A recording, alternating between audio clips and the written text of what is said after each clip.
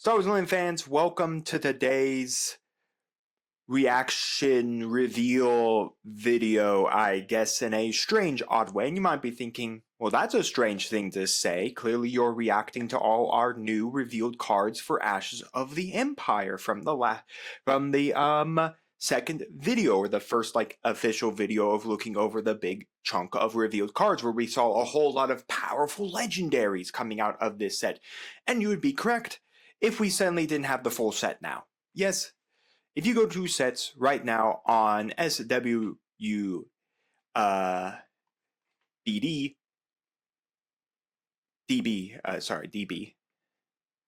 you can find the entire set, 246 previewed cards, meaning that we have the entire 246 cards of this set.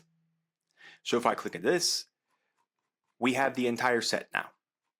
Which is odd. You think, today is June the 5th. We are nowhere near release date for Ashes of the Empire. Again, Ashes of the Empire doesn't officially come out until July 17th. So how the heck are we already talking about everything from this set? How the heck did we already get everything spoiled for this set?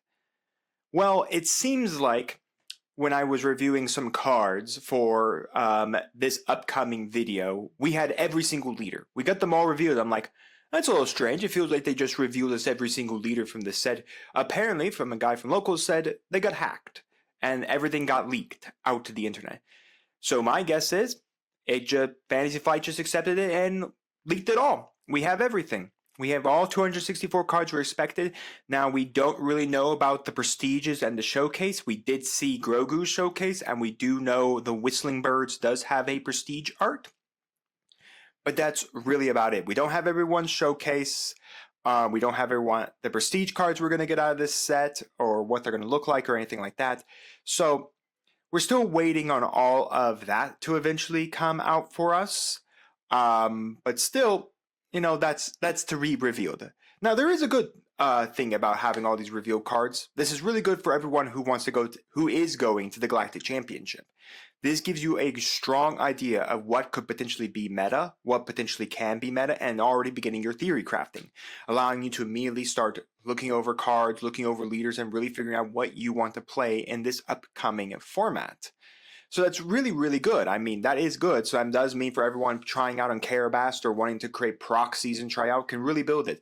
Now, again, we aren't officially in the Ashes format. Technically, Ashes format doesn't start until July 17th, so technically we're still in the Law format. So for people who still haven't got their invite to the Galactic Championship, do be mindful that you probably should still be practicing in Law.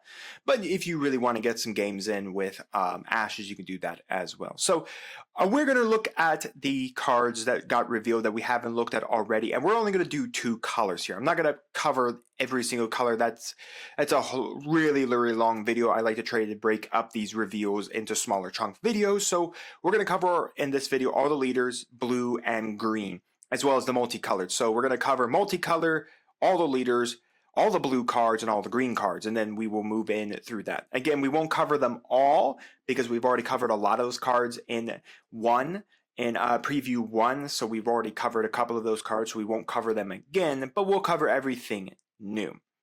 So we do have every single leader, and I am glad to say, like I think I said in the first one, that I'm glad to see multicolor is back. We have 2 more multicolored leaders that do not have heroic and do not have, of course, villainy. I'm hoping one day we do get a multicolored leader that has heroic tag or has the villainy tag. I think that'd be pretty cool. So first up, we have the Armorer. Blue-green with action, play, and upgrade from your resource onto a unit that interplayed this phase, paying its cost. If you do, research the top card of your deck. She flips on 5. When the attack ends, you may play an upgrade from your resource on a friendly unit. If you do, resource the top card of your deck. So it's a nice little thing, allowing you to kind of play like a upgrade heavy strategy and then being able to resource those upgrades so that you can, of course, then just take them out of your resources and put them, and then take the top card and put it into your resources. So kind of doing a pseudo plot, smuggle mechanic with her, which is pretty cool. The problem is the front side kind of isn't really great because, one, the unit has to come in that turn to allow you to that turn, and then you have to pay the cost as well of playing the upgrade. So if your unit costs 5, you can't then just tap her to then play an upgrade. You have to then pay, let's say the upgrade costs 2, so meaning that you would have to have paid 5 and then 2 for an upgrade. So really not all that great. But I mean, we do have tokens, so that is a thing. Mandalorian tokens, I did check those out. Mandalorian tokens are 0/2/2 shielded, which is pretty nice. So yeah, I think it's a really cool card overall. I mean, I like what it can do. I mean, it does really change how you want to do your resourcing, where resourcing all of your upgrades really doesn't matter, because then you'll just use the armor to rip them out of your resources and play them under a unit. The backside's a little nicer because she does allow you to just play it on any unit that is on that phase, including herself. So you could go, when attack ends, you could then play an upgrade onto her, or you could play an upgrade on someone else. It's really nice because that would then allow you to have a couple of different things as well. So it just gives you some nice little playability when she's on her back. But on her front, yeah, you're not going to be able to play that a lot unless you get to play like a 1-drop and then you put a 2-drop to cost upgrade onto it or anything like that.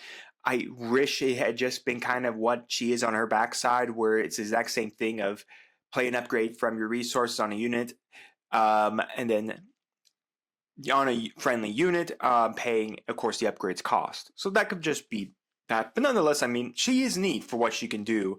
She's definitely like upgrade spam. We got Fennec Shroud. She's also 4/6, which is pretty nice. Anyways, Fennec Shroud is pay 1 exhaust a friendly unit. You may play a unit from your hand, paying its cost that enters play ready. She also then flips on 4. She's a 3/4, so she's very, very squishy. We've seen what 3/4 leaders can do. We've seen it with Cal Kestis. We've seen it with many different leaders. 3/4 leaders are just beyond squishy because they immediately just straight up die. And then she has Saboteur, action, pay 1, exhaust a friendly unit, play a unit from your hand, it enters play ready. Of course, the action on her backside is still going to be, it's still going to be pay its cost. There's no such thing as playing a unit for free, so you still have to pay its cost. It's just that it's now known that you have to pay its cost, even though it's not there. So is she good? Well, one, she's squishy is all hell, because I mean, she's only a 3/4. While we don't have like open fire or anymore, or the 3-cost red that does 4 damage to any unit, that still doesn't mean anything. A guy that is long, and we've seen a lot of 4-cost guys that are 4/5 now that are able to run over this in a second. Heck, even a Zeb, if you play a Zeb and have a green unit out on the board state, a Zeb can kill this leader in 1 shot and have a 4/4 sentinel on the ground. So that's not really great. Also, resting a bunch of friendly units isn't great either. Again, Fennec Shroud is red-yellow, so that does mean that you could play like blue to get sentinels, and you could just rest sentinels and then play a bunch of people kind of ready. And don't get me wrong, playing ready is pretty nice, but just remember that all your readied guys now have to be 1 additional cost. So if you want to play a 4-cost rated guy, you better have 5 open resources, because you need to pay 1 for Fennec and then 1 for the then pay the cost of the guy. And it doesn't really sound great on her backside either, considering that she's an action of pay 1, exhaust a friendly unit, and then you get to play another unit from your hand readied. Yeah, I mean, she's just not good, folks. I mean, really, we've only had 1 real good success from our multicolored leader, and that's Tobias, because he's had some tops in the format. Other than that, people really, Saul Guerrero isn't good, but I still think he's actually a pretty fun leader. He's definitely one of those leaders I definitely want to try out or do a video over. But overall, I'm not enjoying Fennec Shroud. I mean, she's definitely just not a leader I'm really excited about. Heck, maybe I'll get changed on that. Maybe she's good, but a 3/4 stat line that comes out in 4. Yeah, I like the coming out at 4, but a 3/4 stat line, you know what also can come out at 4? Chewbacca can come out at 4 for 4 cost for paying 4 a flip, and Chewbacca can kill Fennec Shroud in 1 hit, if that makes any sense. And Chewbacca gets to live too, so yeah, her stat line just kind of sucks, and her effect just does not tickle me at all. I mean, literally, if I want to play a 4-cost, I have to pay 5 to play the 4-cost. Why would I just play the 4-cost? And again, the multicolored leaders are always going to kind of have that weird gimmick of well, they don't have heroic and they don't have villainy. So are they really going to be good because they're missing out on being able to play those types of cards? Now, Tobias has gotten around it because he has aggressive negotiations and ways to really play around and has a good like collection of cards that he can play around with in his coloration of yellow, red, and blue, yellow with a red base. That's how Tobias goes. But I don't know. I mean, of the multicolored cards, I think I like the armor a little better, but Finnick, maybe someone likes her, but she was pretty cool, I think, plus it's our second Finnick leader. I think her first Finnick leader is from Shadows of the Galaxy, where she was able to play 4-cost cards out of your hand. When you played a 4-cost card out of your hand, you could give it ambush, which was pretty neat, don't get me wrong. That was really, really cool, because she was also heroic. She was yellow heroic at that point. I don't know why they just didn't give her a heroic tag. But she was yellow heroic, so meaning that you would play red with her, and then you could go use her ability to ambush out K2SO, kill K2SO into one of your opponent's guys, and then trigger K2SO's ability, which is pretty nice. But overall, she's neat, just not good. Anyways, we got Balin Skull. So we've had our couple of units. I think we've only got one unit of Balin. But now we have Leader Balin. Again, remember, we are talking Ashes of the Empire, so the Thrawn TV show is, of course, post the Battle of Endor era. Action, pay 1, give a friendly unit +2/+2 for this phase if it's the only unit you control in this arena. Flip for 5, on attack you may give a friendly unit +2/+2 in Sentinel for the phase if it's the only non-leader unit you control in its arena.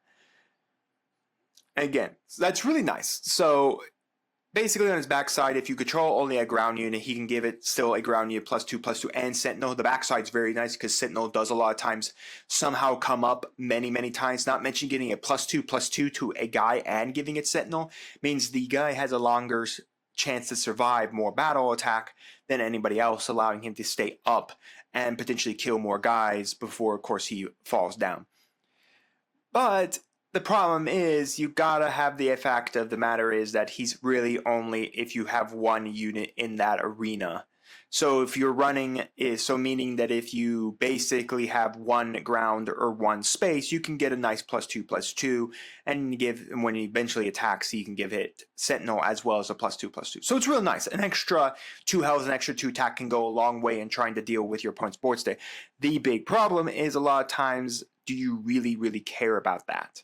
A lot of times you don't really want to be sitting on one dude, because in that case, most of the time that means that either your opponent's keeping your board under full control, or you basically have been like routed out and killed. At that point, you're just struggling to stabilize the board. So, but there are applications where like you have only one unit before your opponent plays anything, because you and your opponent have been trading units back and forth so that you can keep your board protected and your base protected. It's a pretty nice little thing. Like you could just go that to then swing, get an extra +2 attack the base. So it's actually pretty nice. I do see some very much like niche situations where like, hey, you have one guy, you just need an extra couple damage to hit your opponent's base, go Balin, and then win the game from there. The big problem I see with the handicap with him is just the fact of needing to have only one unit in that arena. Again, that it can come up, don't get me wrong, I have had many games where I've only had a dude in my arena. The problem is if you forget to use Balin's ability and then play a unit, you can't use Balin's ability. So that's just kind of your gimmick. Again, the backside's nice as well. At least it's like he stands there, and as long as you have something else, you can stand there. And there are a lot of decks where like sometimes you may only play like one space unit, and your opponent may not have any way to deal with that one space unit. You can even just pump up that one space unit and then beat your opponent in the face with that one space unit, punishing your opponent for not having a space response. So you could do that. It's also kind of nice maybe for decks with ground where you might want to be playing. It also could be like something where you build him heavy in space and then light in ground, where then your ground gets the buffs when your space is able to take control of things. So there is that as well, but I don't know. I think there's still niche situation. I think he's a little better than the last two leaders we kind of saw, but is he good? I really don't think so. I mean, I think he has some neat things he can do, and don't get me wrong, I think his effect is pretty nice, but is he going to be overall a good leader? I just don't think that will be the case.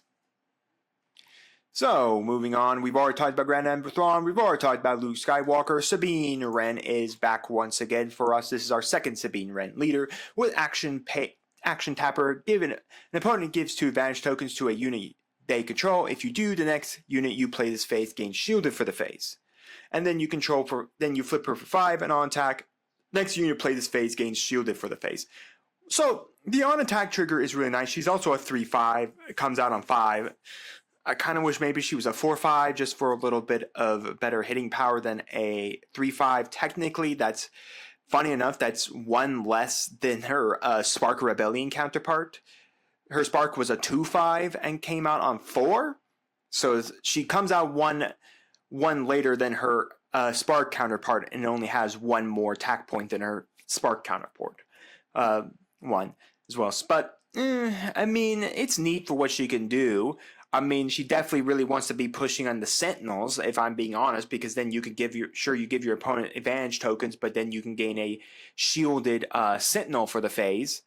So that's pretty nice. I mean, you get a shielded guy for the phase. So basically, you give your 2 advantage tokens to your opponent, unit they control, and then they just you gain a guy that comes out shielded. That's really where it really feels like she's going to come out to, is kind of playing mass Sentinels so that you can give them all shielded, and that's really it. The problem though is that if you don't find a way to get, say, a Sentinel in space and your opponent's running space, giving them advantage tokens which give them a +1/+0 for the next attack or the next defense they do isn't really all that great. So is she good? Shielded's nice, but the counter off of getting hit with 2 more damage doesn't really, in my opinion, pay off. If you want to play her heavy Sentinel, then yeah, go right ahead. I think that's where she really wants to play in, is heavy Sentinel. But I'm not sold on Sabine as a leader. The Spark one was just so much better. We got Admiral Salone. If you don't know, Admiral Salone is the one Imperial officer that takes the last of the Imperial remnant and cannon to the unknown regions, eventually creating the First Order. That, I believe, is correct. Again, you guys can correct me down in the comments. I believe she's also the main antagonist of Squadrons, Star Wars Squadrons, the flight simulator style game, which is pretty neat. But nonetheless, I think this leader will see some good play because action, choose one, give each ground unit Sentinel and Overwhelm for this phase, give each space unit Sentinel and Overwhelm for this phase. She comes out on 5 while she's a 4/5. She stands out there with Overwhelm, and every other friendly unit gains Overwhelm and Sentinel. Yeah, she's definitely going to see some play, and she's definitely a really cool leader. I mean, being able to give all your stuff Sentinel, Overwhelm, whether space or ground, depending on whatever battlefield you have a better presence in, or have your opponent has a better presence in, as well as then flipping and giving everything naturally, Overwhelm and Sentinel is very, very overpowered in my opinion. Sentinel is very important because now your opponent's going to have to go through Sentinel or play a bunch of guys with Saboteur. And there aren't really like a lot of decks like jamming Saboteurs in their deck. So my guess would be a lot of people are going to try out this leader for testing purposes to see maybe if it can warp the meta around her. Because I could definitely see like the meta getting warped around Grand Admiral Salone, so that more people are playing Saboteurs in their decks to deal with Salone, or playing them inside decks to deal with Salone. Because not a lot of decks play naturally Saboteurs, and a lot of decks don't really have a way to get through Sentinels. So I mean, being able just to give stuff Sentinel is really nice, especially if you can get enough token creation as well with Spies or Mandalorians. There's some stuff you can just give those guys Sentinel and then becomes even more nasty. But yeah, she's definitely a really, really good leader, folks. She's definitely going to be one up there 100% for leadership. Really cool leader. Very hyped about this one, 100% sure. Moff Gideon is back, everybody, and this time he decides he wants all the keywords. So action, if a friendly Imperial unit was defeated this phase, play a unit from your hand, it costs 1 less. That's pretty nice. So if you can just get your Imperial units to die by effects or sending them in to kill off opponents' stuff, then you could just pay 1, you get a guy with pay 1 less, which is really nice. Being able to reduce costs are always really good. He comes out on 7, and then basically he just gives himself every keyword in the game. This unit gains each of the following keywords if it's on an Imperial unit in your discard pile: Ambush, Grid, Hidden, Overwhelm, Saboteur, Sentinel, Shielded, Support. He gets them all. Every single keyword in the game. Yeah, there's definitely some fun things I can do with him. I mean, being a 5'8", I could see putting in the armor card, the plot armor card on Tim to give him an extra +3 health points, so he's even bigger. But yeah, he's definitely going to be very nuisance because the fact is he can come out on a 5'8" and just make himself hidden for the turn he flips, which is very annoying. And not mentioning getting ambush and then Grit or Sentinel and Saboteur, or coming out with a shield or getting Overwhelm. Yeah, this leader may not be like good in the aspect of anything. His front sight's nice to be able to reduce cost, but man, is he gonna be fun? Hell yes, everybody. All of that is really neat. Just the ability to have all of those keywords is really, really cool. Really neat leader. We've already checked out 𝐒𝐓𝐀. We now have Bo-Katan, our new Bo-Katan. The last one we had was back in Shadows. So anyways, we have action, pay 2, tapper. If you control a unit in your each arena, create a Mandalore token. So as long as you have a unit in both, you can create a Mandalore token. Again, Mandalore tokens are 0 shielded 2/2s. Then she's also the second leader next to Avar that has an epic action that requires a unique system to come out. If the number of your resources you control plus the number of friendly Mandalorian units is 10 or more, deploy this leader. She's a 4/7 for 10. I wish she was a little higher statted. Maybe a 5/7 for 10 may have been a little better. Then she also just gives all your other Mandalorian units +1/+0 on attack if you control a unit in each arena. Create a Mandalorian token. Yeah, she's Mandalorian spam. I mean, we saw it in the last review where we were seeing like Mandalorian tribal coming together. Yeah, she's definitely the Mandalorian tribal leader, 100%. So expect her to be coming out a lot. I don't think she's good, but man, is she gonna be fun to play around with, 100%. I mean, just being able to spam Mandalorians onto the battlefield. And if you can get enough Mandalorians, heck, if you can get 4 Mandalorians and then 6 resources, you can flip her on turn 6. If you can get enough Mandalorian spam going, you can get her out pretty easy. Now, again, that all kind of debates on your opponent not dealing with your Mandalorians, but if they're dealing with your Mandalorians, they're not dealing with your base. So that is a trade-off. The fact of the matter is that your opponent is doing that. Would I wish she was one more attack point for her resource count? Yeah, sure. But still, is she going to be fun? Heck yeah, I mean, she's definitely going to be a fun leader to run around with. I don't think she's going to be meta by any means, but is she going to be fun? I think she's definitely going to be fun.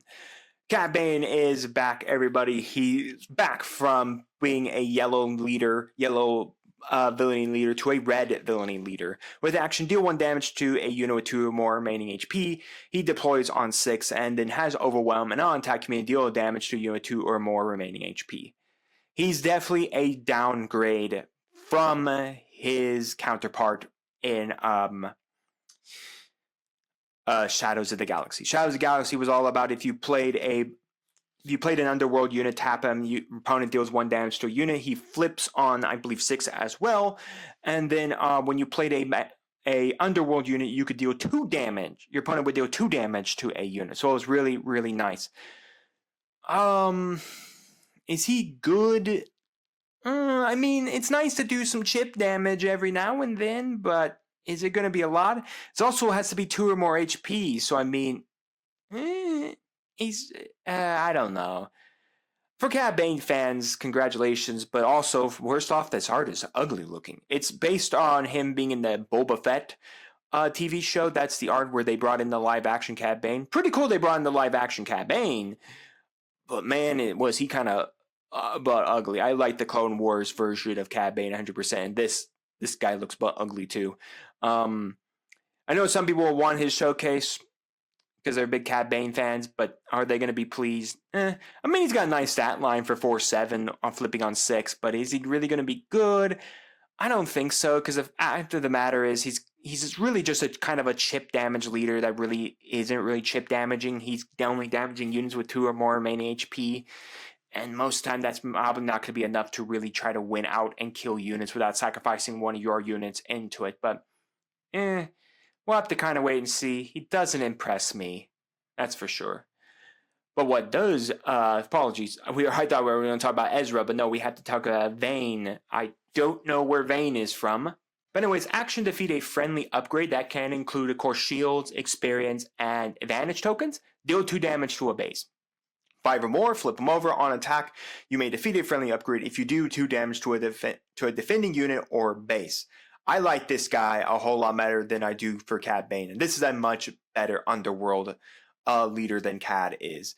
This one's just a lot better to use because if you can abuse the new advantage tokens, or you can abuse any type of token or upgrade or anything like that, there are just ways that you can then just do chip damage to your opponent's base. Like, you could go action, like give one of your units a arrested unit advantage token, and then you could go destroy the advantage token, which only does 1 extra damage to that 1 extra damage on your guy to do 2 damage to a base. Or when on attack, maybe you just need to kill off a unit, so then you can kill an advantage token or any token, and then just kill off something. So it's really nice, as well as the fact of the matter is he's a hard counter to Condemn and the Stygian. So any of those upgrades that are thrown onto you, like Condemn is, he's a hard counter to those types of upgrades because he's able to basically destroy the Condemn and then punish your opponent for giving you Condemn. Heck, he can even destroy it on himself.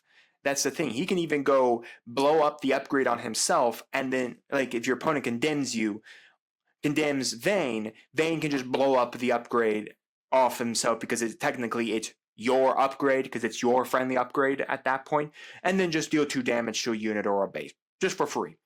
He's definitely a hard counter against anything with blue villainy, especially if they're going to run the Condemn trigger. So that's a pretty neat thing that, if your opponent has triggers like that, like Stygian Prime or even Condemn, he has a great way to hard counter those. And he has a good way to, like, if you can get enough, like, generation spamming with advantage tokens, there's some things you can really do with this Vayne to allow you. Vayne is a Five Nights at Freddy's character. Vayne is a pretty nice way just to deal extra 2 damage. So I mean, giving a advantage token to a rested unit that may only deal like an extra 1 damage instead of you being able to do like an extra 2 damage at that point. So there is that trade-off of all of that where you can get the extra attack or from an advantage token, or you could use it to deal 2 damage to your opponent's base. He's definitely going to be one of those leaders where you just got to be kind of cautious of, because he could potentially push games to finishing states much faster if you have a way to like spam out upgrades that you just don't care about. But nonetheless, he's a pretty cool leader. Definitely, if we were talking Underworld, he's a lot better than Cad. Anyways, it's our first Ezra Bridger leader. That is right. We are still missing some of the Spectres. Sabine has had a leader. Hare's had a leader. Hare's had 2 leaders. Sabine has 2 leaders. Kanan has only had 1 leader. I would like a younger Kanan before he got blinded. We now have Ezra, so we still need a chopper leader. I think it'd be cool if we get the Ghost as a leader. I know technically it's a ship, but that would still be pretty cool. We could do Agent Callus. Well, no, Agent Callus already got a leader, so that's out of it. But like Zeb could also get a leader. So we have a couple more like Spectres we just need to get leader cards for. I'm not really sure why, but the art on his face just looks kind of weird now looking at him. Like, he's kind of got a weird looking face there. So anyways, Ezra states on his front side, when a friendly unit attack ends, if it dealt 3 or more combat damage to a base, you may exhaust his leader. If you do, give an advantage token to a different unit. So he's doing the Cassian Andor thing where you have to punch your opponent in for 3 damage. But giving a free advantage token, that's pretty nice, being able to then allow you to buff up one of your other units by an extra +1 so they can attack. He has Saboteur when flipped for 5. He's a 3/6. And when a friendly unit attack ends, if it dealt 3 or more combat damage to a base, give an advantage token to a different unit. That is always a static effect trigger active on Ezra once he's flipped. And that's really why I really like this Ezra leader, is because if you can get like 2 guys to attack, you can pump Ezra by 2 advantage tokens because it's a different unit. It doesn't say not to him, to a non-leader different unit. It just says a different unit. So you go 2 guys swing. You could give Ezra 2 experience 2 advantage tokens. Then you could have maybe a guy in space swing and then give him a advantage token to Ezra. So if you have 3 guys swing, you can give Ezra a +3 on the attack, which is pretty nice. And not mentioning that, by the way, he triggers on himself as well on his backside. It's when a friendly unit attack ends. It doesn't say other friendly units attack ends. It's just a friendly unit. So by wording, he counts himself. So when he swings, deals 3 damage, which he naturally does, he is then able to then give an advantage token to a different unit. So meaning that if you don't have any more units, you can give an advantage token to something else and then have it at +1 for the next following turn. So that's why I just like him. I like what he can do. He's basically just spam advantage token and spam extra damage everywhere that your opponent then has to kind of then factor in the effect of trying to deal with that extra damage that they now have to deal with. So I like him. I 100% really like this leader. I definitely am going to be trying him out in the Ashes format. We've already checked out the Mandalorian. We already know about the Emperor. We have Shin, Nahati, so Baylan and Shin both have leaders now in the game. When a friendly unit attack ends, you may exhaust this leader. If you do exhaust a unit, it costs less than the amount of combat damage it dealt to this base.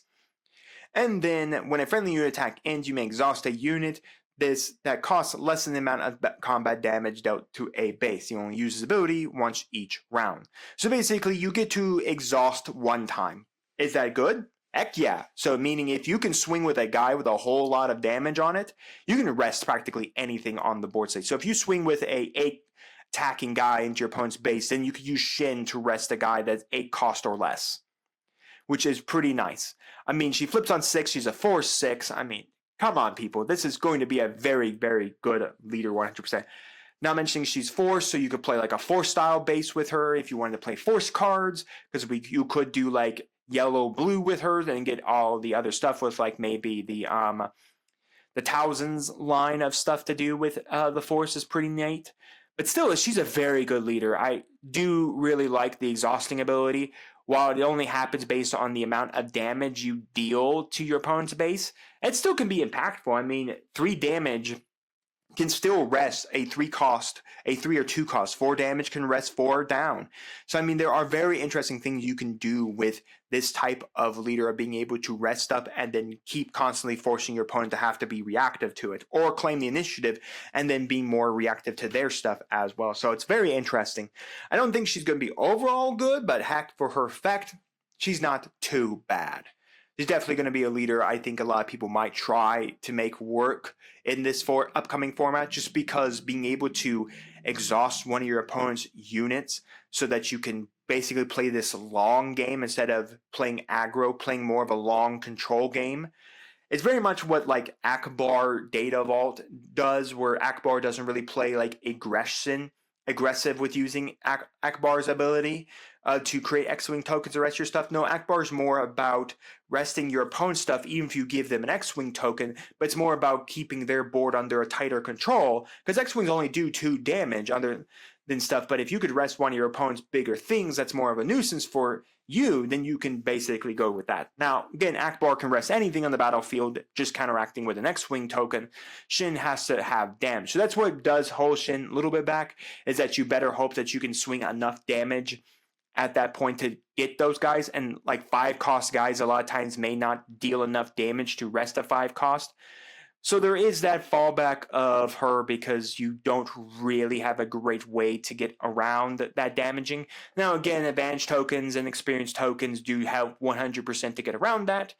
So, yeah, I mean, it's a pretty neat effect overall. I really like it. It does allow for this long control style game to kind of play out, where you can use the ability to kind of control what hits you in the face and keep stuff under your control altogether. Neat leader. And final leader we need to talk about is 𝐒𝐓𝐀𝐘, our first 𝐒𝐓𝐃 leader. When you play or create a unit, exhaust later if you do give an advantage token to that unit, and then when you play or create a unit, give an advantage token to that unit. So basically, if you play a unit, give an advantage token for the next turn. If you create it, which means like spies, Mandalorians, or anything like that, you basically create it. He does come out on 6 with a 4/7. So pretty nice stat line for a 6 cost leader too, which is pretty nice, 100%. So Overall, he's not that bad of a leader. Again, advantage tokens technically don't disappear until the unit defends or attacks, so it does give it an extra buff that your opponent has to deal with the following turn. And it happens every single time you play or create a unit. So, I mean, this happens every single time. He doesn't, so he only happened, well, I guess on his front side it happens once because you have to exhaust him. But on his backside, it's every time you play something, give an experience, give an advantage, give an advantage, give an advantage, give an advantage. So if you say create 2 guys off of a card, then you can give each of those guys an advantage token. So really neat. I like it. I really do actually like what 𝐒𝐓𝐃𝐘 does. Is it good? I really don't think so, but it's a neat effect. And finally, we had Grogu.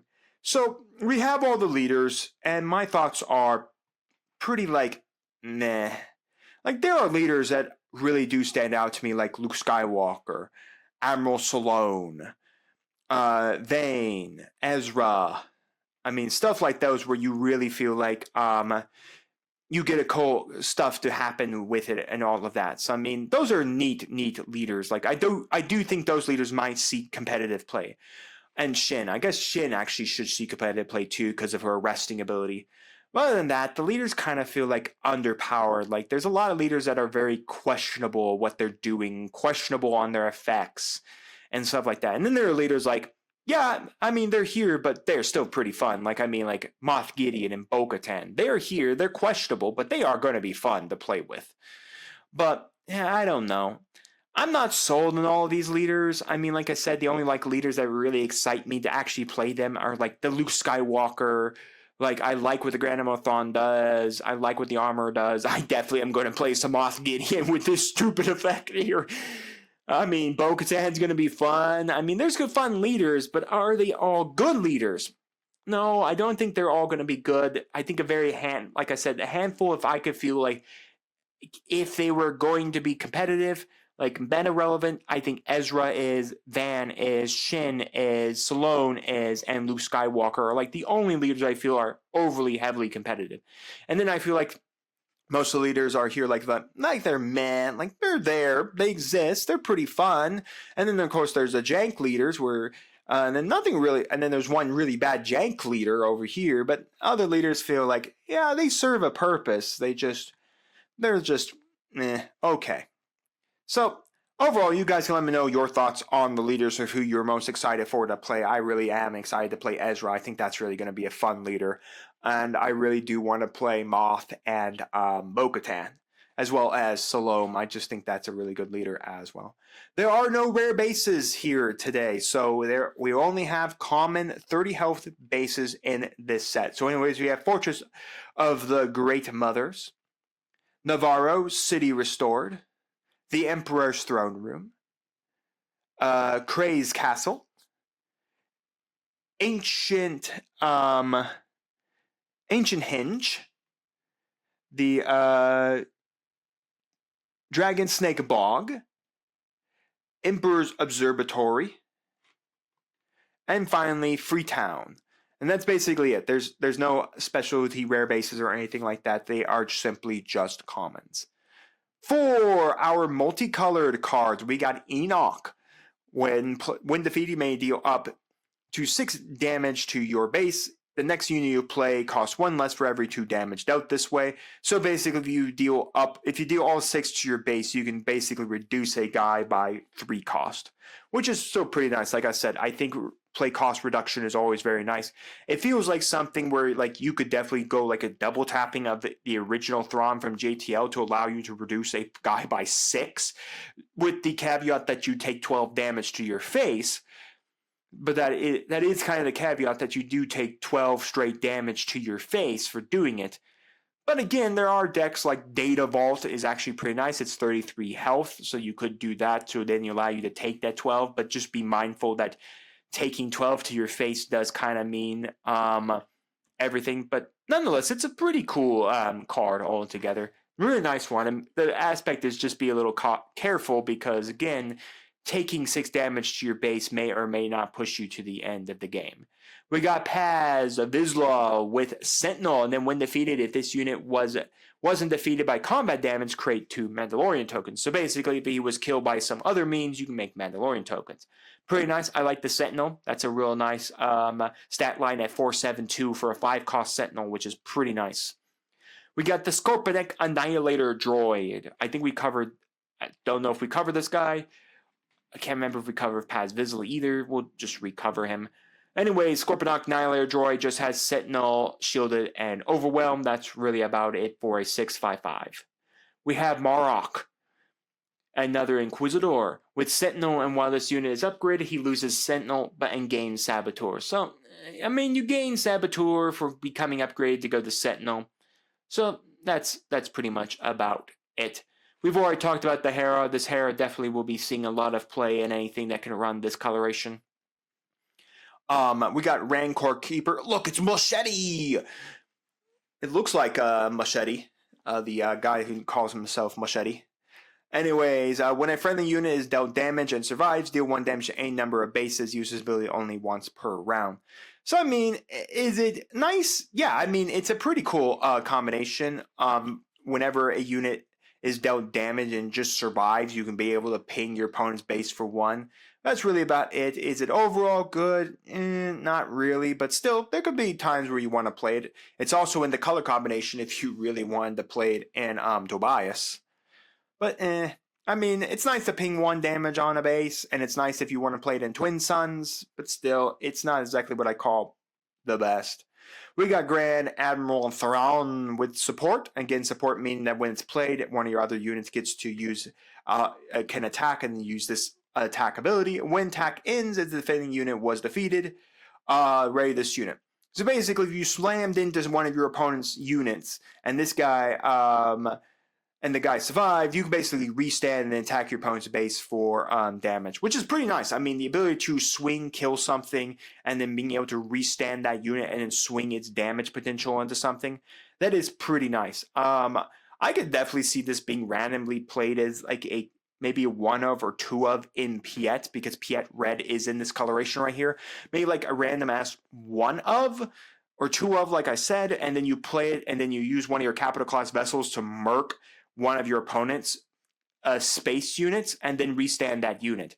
So you could do like Fulminatrix, kill one of your opponent's space units, then use Fulminatrix on attack to deal 4 damage to a ground unit, then restand Fulminatrix because the defending unit was defeated, and then you just go swing again Fulminatrix into the base, use Fulminatrix effects to deal 4 damage to one of your opponent's ground units again. So I could definitely see something like that.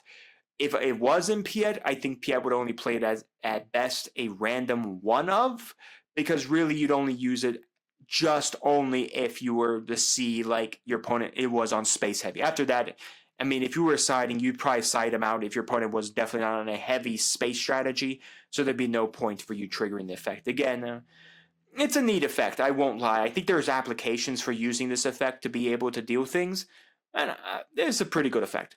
Wicked! Yup, but we've got some Ewoks, everybody. Ewoks have finally shown up into the game besides being on card art and being a village tender. So anyways, he's a 1/3/3 with Saboteur, but can't attack the base. You know, one that does suck, can't attack the base. This is a nice 1 of that you could just drop that has a 3/3 that can counteract most of what your opponent drops on their first turn. So there is that.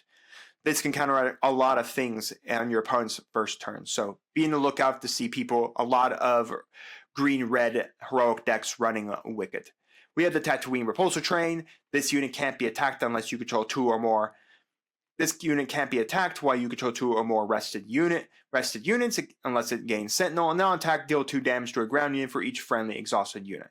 So basically, if you can get enough exhaustion going on your side of the base, which is very possible considering if you have enough space units running around, because it's a ground unit, because it doesn't say what units need to be exhausted. The fact of the matter is that it just has to be exhausted. So you could be space units that are exhausted or ground units that are exhausted as long as they're exhausted, and you can just deal 2 damage to a ground unit for each exhausted unit. So there's some really interesting things you can kind of do with that.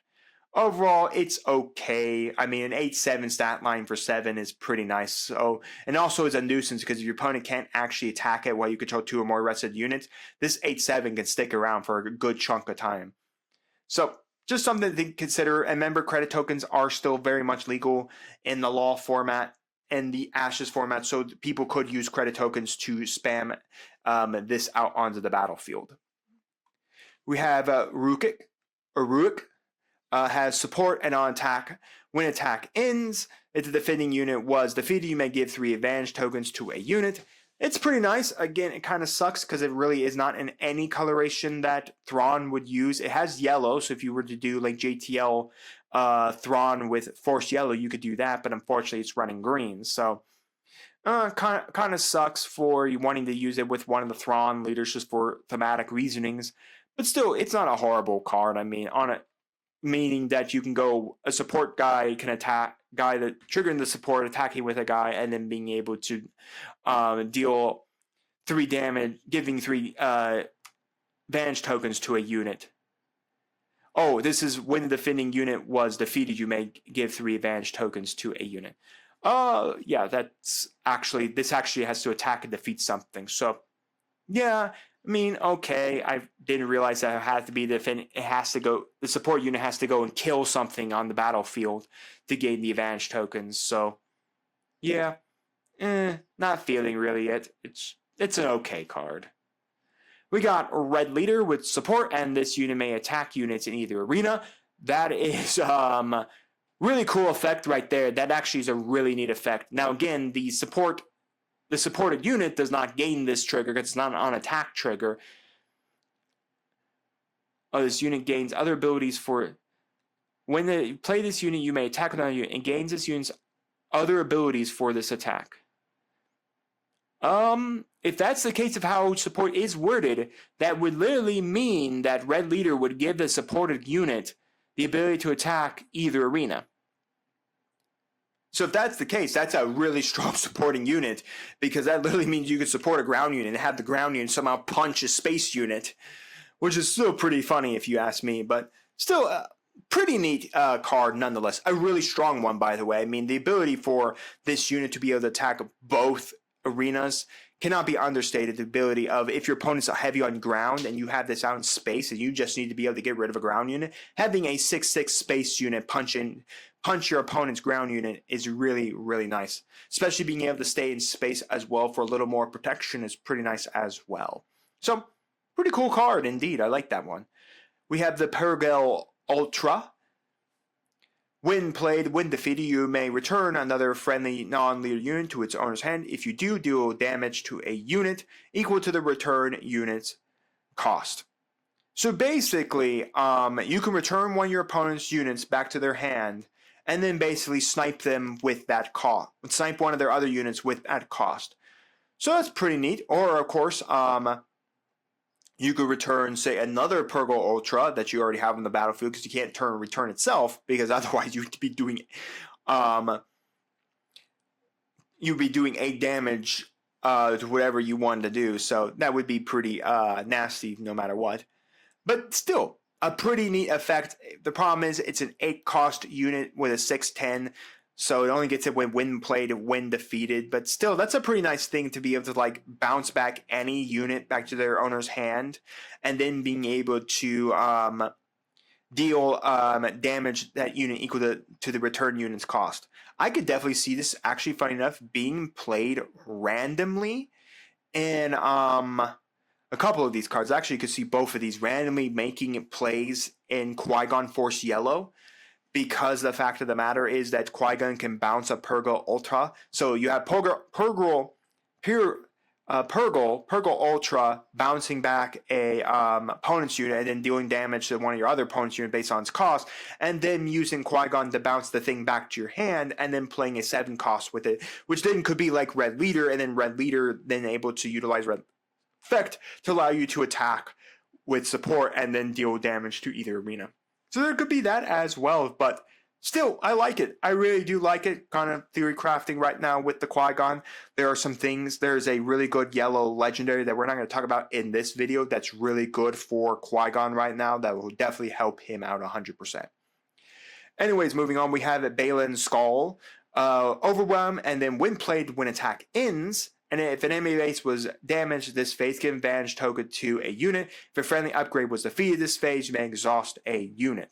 Kind of a little nod to Vayne up here, where, you know, you definitely want to try maybe play yellow for Vayne, or play a splash base and then play like triple Balin just so you can just splash out Balin, just so you can use his secondary ability of if a upgrade was defeated, you can basically get it. Now, this ability does go off very common as well,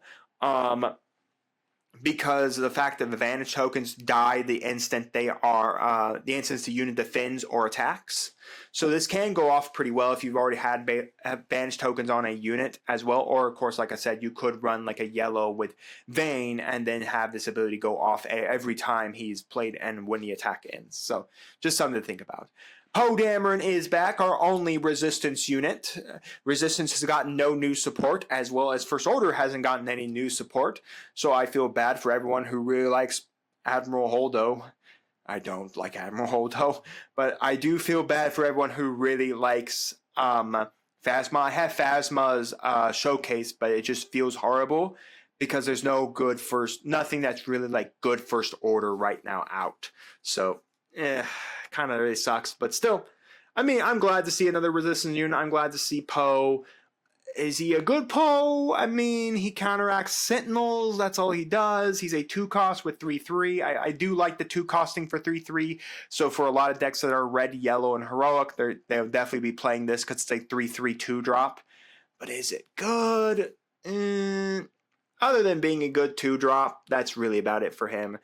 I mean, losing all Sentinels, with the amount of decks that run Sentinels, maybe this will be the format where Sentinels will become more prevalent because of Salone, but I don't think that will be the case. So he's just a 3/3 body, so he could just be a vanilla and be a 3/3 body.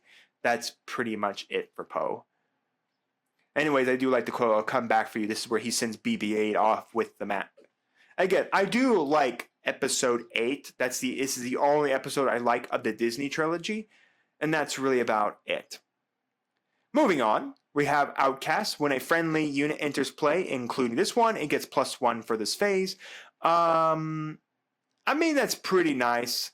I mean, it's when a friendly unit enters play, you just get a +1, which is pretty nice. I mean, every time a friendly unit comes in, you just get a nice +1 attached to it, so that can be okay. But is it really good? I don't really feel like it's overly good in any case of the matter, but who knows? Maybe it will be good. I'm not sold on it. I mean, it comes in with a +1 and can't even do anything for the whole phase. So, yeah, I could definitely see something like for Fennec. I mean, that definitely feels like a card for Fennec because you're able to immediately play the unit for 3 costs, and it does get to come in with an extra attack point. Woo! That's really about it. It's really, really about it. Anyways, moving on, we got Jabba the Hutt with Restore 2. When play may return an upgrade to its owner's hand. If it's returned to your hand, you may play it for free. So if you have upgrades that you want to move around, like Mastery, you could do that where you swing with a unit that has Mastery attached to it. Then you can bounce the Mastery back to your hand using Jabba the Hutt, and then play Mastery onto another unit for free, so you can even ignore Mastery's requirement of if you played on unique unit, you get it for pay 3 instead of 4. So that's a pretty neat thing there, like being able to abuse Mastery in this with this is 100%. It's also really nice because if you can bounce back advantage, shields, experience, tokens, all of that goes back. But I do see a lot of potential for this being able to bounce Mastery and to abuse that card 100%. That's a 4/4 upgrade that typically costs 4 or 3 if it's onto a unique unit. Being able to kind of abuse that is pretty nice with Jabba there. Being able to swing, bounce it back, and then playing onto a different unit, which is pretty nice. And again, Mastery is just mono blue, so every deck has access to it. Anyways, we have Corona 4. By the way, this is also in the coloration of, the villainy. I was going to say you could do it for, you could do this for Tobias, but Tobias doesn't have villainy. Corona 4. On attack, give a unit -2 for this phase. When defeated, you may defeat a non-leader unit with 0 power. We're going to see a couple of cards. I think this is Yellow's new kind of gimmick, where they're kind of doing like, if a unit has 0 power, you just get to kill it. I don't like that gimmick. I think that's just so situational that you better hope that you have enough like minuses to do that a lot of the time. But still, I mean, this is a nice, like, don't get me wrong, this is a nice 2-3 and 2 cost unit in space, and on attack can literally just start disturbing your opponent. Like, we have Canyon Frontrunner that can do the exact same thing on attack, 3-2 on the ground, give one of your opponent's unit -2 to their attack. This is a great way to just like control board states very, very early into the game, because a lot of units your opponent might play in the very beginning of their 1 and 2 drops a lot of times will be 2 powered guys. So this can easily strip them for a couple of turns of not being able to do damage to you while you swing damage at them. So that is something to think about. Still, nonetheless, it's a pretty neat card nonetheless. Like I said, I think this is kind of a gimmick that we've been seeing with yellow, especially with blue, of giving negatives on attack and to defense. And finally, for our last multicolored card, we have Bear's Ophi. When played, heal the 2 damage from a unit, give an advantage token to wait for each damage healed this way. So basically, you heal 2 damage, you get 2 advantage tokens. That's really about it. It's just a nice way to heal your guy and then give them extra power off of that. So in essence, it's kind of like grit. If grit disappeared, if your card after attacked or defended disappeared. So that's our multicolored. We are now, like I said, moving into checking out all of the blue cards we had with Reanimated Night Trooper. When defeated, look at the top card of your deck, you may discard it. Kind of a nice little when defeated effect for JTL Thrawn, so meaning that you can just kind of sculpt your deck to whatever you need it to be. We've already talked about the Scion Shadow. We talked about Gar Saxon, of when you play an upgrade on this unit, you may create a Mandalorian token.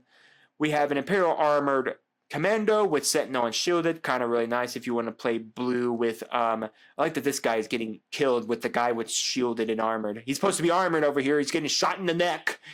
That wasn't really armored over there, I guess.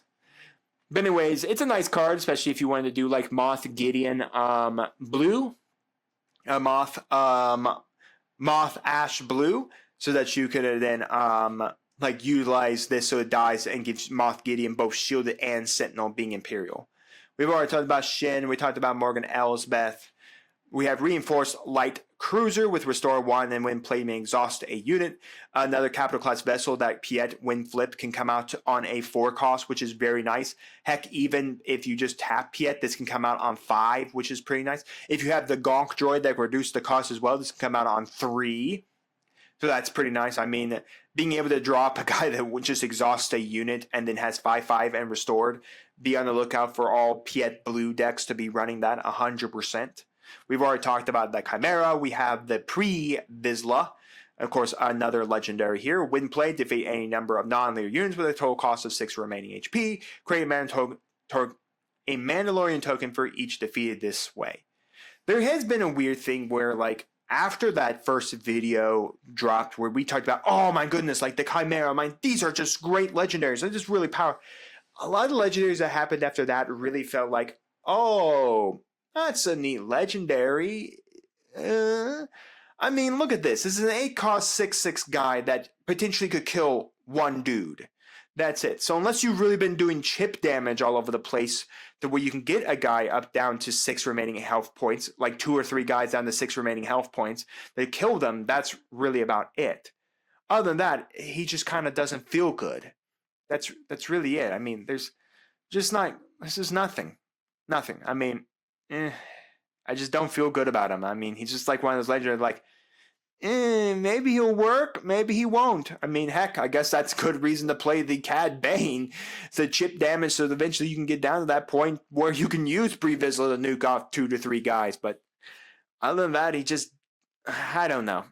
It feels like there's a mix of like, man, in the beginning, these legendaries are power creep, these legendaries are powerful, these are going to be warping in the game in a couple of ways, to, yeah, there's some legendaries out here that may see play at maybe like a fringe 2 of in some decks. Or heck, even a random fringe 1 of because of a situation that deck has where it can do it.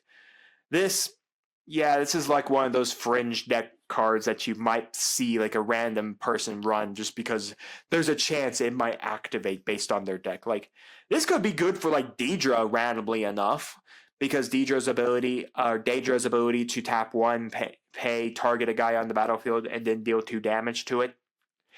or unless your opponent lets you draw a card. I could definitely see that being played in there just for that effect. But again, it's an 8-cost guy that kind of may or may not blow up more than a guy off the battlefield.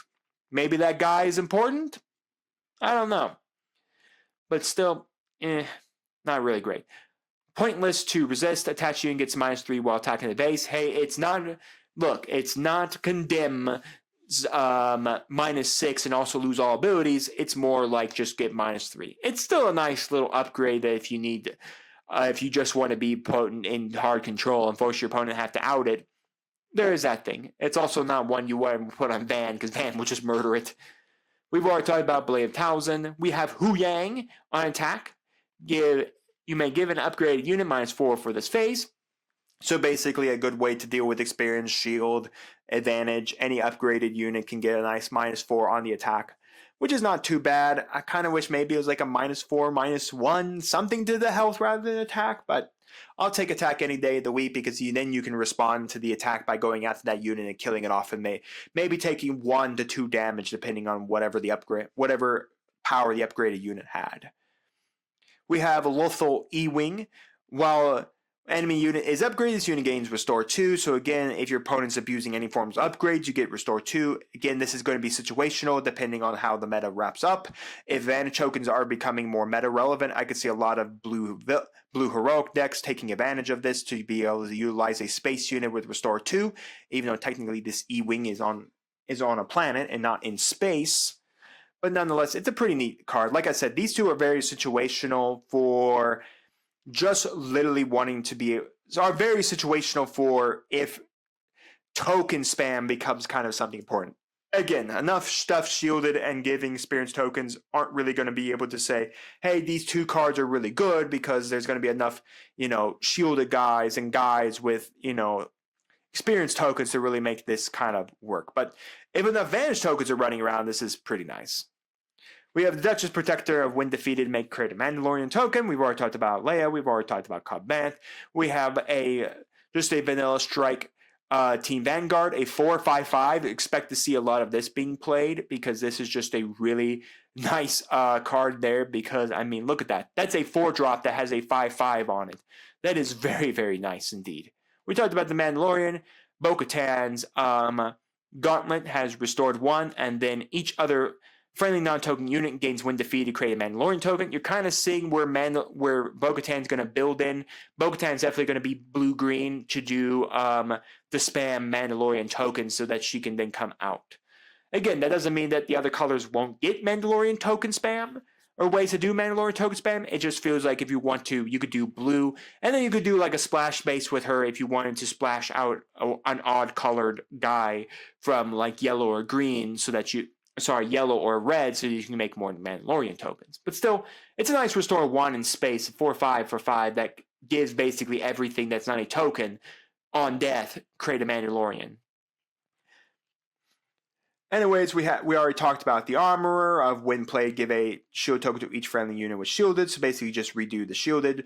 Home 1, I think we talked about that, where again it has Sentinel, and then when played, heal all damage from each friendly unit.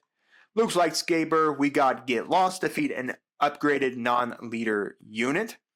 So that's pretty nice there. Just kind of a little bit of upgrade hate off the stuff, as well as able to kind of like remove upgrades from units you don't want upgrade or anything like that. So that's really about it. But it's not overly great, because at least this one does right here. Defeat upgrade on leader unit, which is pretty nice, allowing you to protect. It does immediately kill off the JTL leaders 100%. Again, the JTL leaders only really have one more set after this one before they get rotated out of the format altogether, so that's really about it. So not really caring about or anything like that, but still, it's a nice upgrade hate card. At least it's a nice upgrade hate card for blue heroic if you just need it. We have Domesticated Lothcat with enemy unit loses ambush and support. So just if either of those keywords became powerful, you have this to kind of deal with it. Otherwise, nothing much there. We have the Nodi Nomad with coming in as 1/1/2 shielded. Okay. We have the AT Aten Safety Droid. If your base would be dealt more than 4 damage, prevent all but 4 of that damage. I like that card. That's going to see some interesting play. I could definitely see that seeing a lot of interesting play. I mean, this card literally has the ability, so if you get hit with 8 damage, you just get hit with 4 damage. You get hit with 7 damage, you get hit with 3 damage. This is going to see some interesting fringe play. I think a lot of decks might try to take advantage of how this droid works, because this basically allows you to, if you get hit with even 5 damage, say for instance you get hit with a 5 damage attacker, like this Strike Team Vanguard, you are then able to reduce that damage, 4 of that damage coming in at you, and you're taking 1 for a guy who swung for 5. So it's very, very interesting, something to really think about. I could see Piet Blue running this because it's a droid. It's also a droid that's a 2 cost. So that could be a great target for the Invisible Hand to play out, being able to then Invisible Hand that down to the ground, and then being able to use that to protect yourself, your base. Because again, remember, Piet is a deck that needs a little bit of time to get going on the ships to come out in space and all of that. So still, okay, I like it. It's a neat little droid. I think we talked about the Battle Hovercraft of when played, deal 1 damage to a unit and 1 damage to a space unit. We've already talked about the new Dr. Pershing.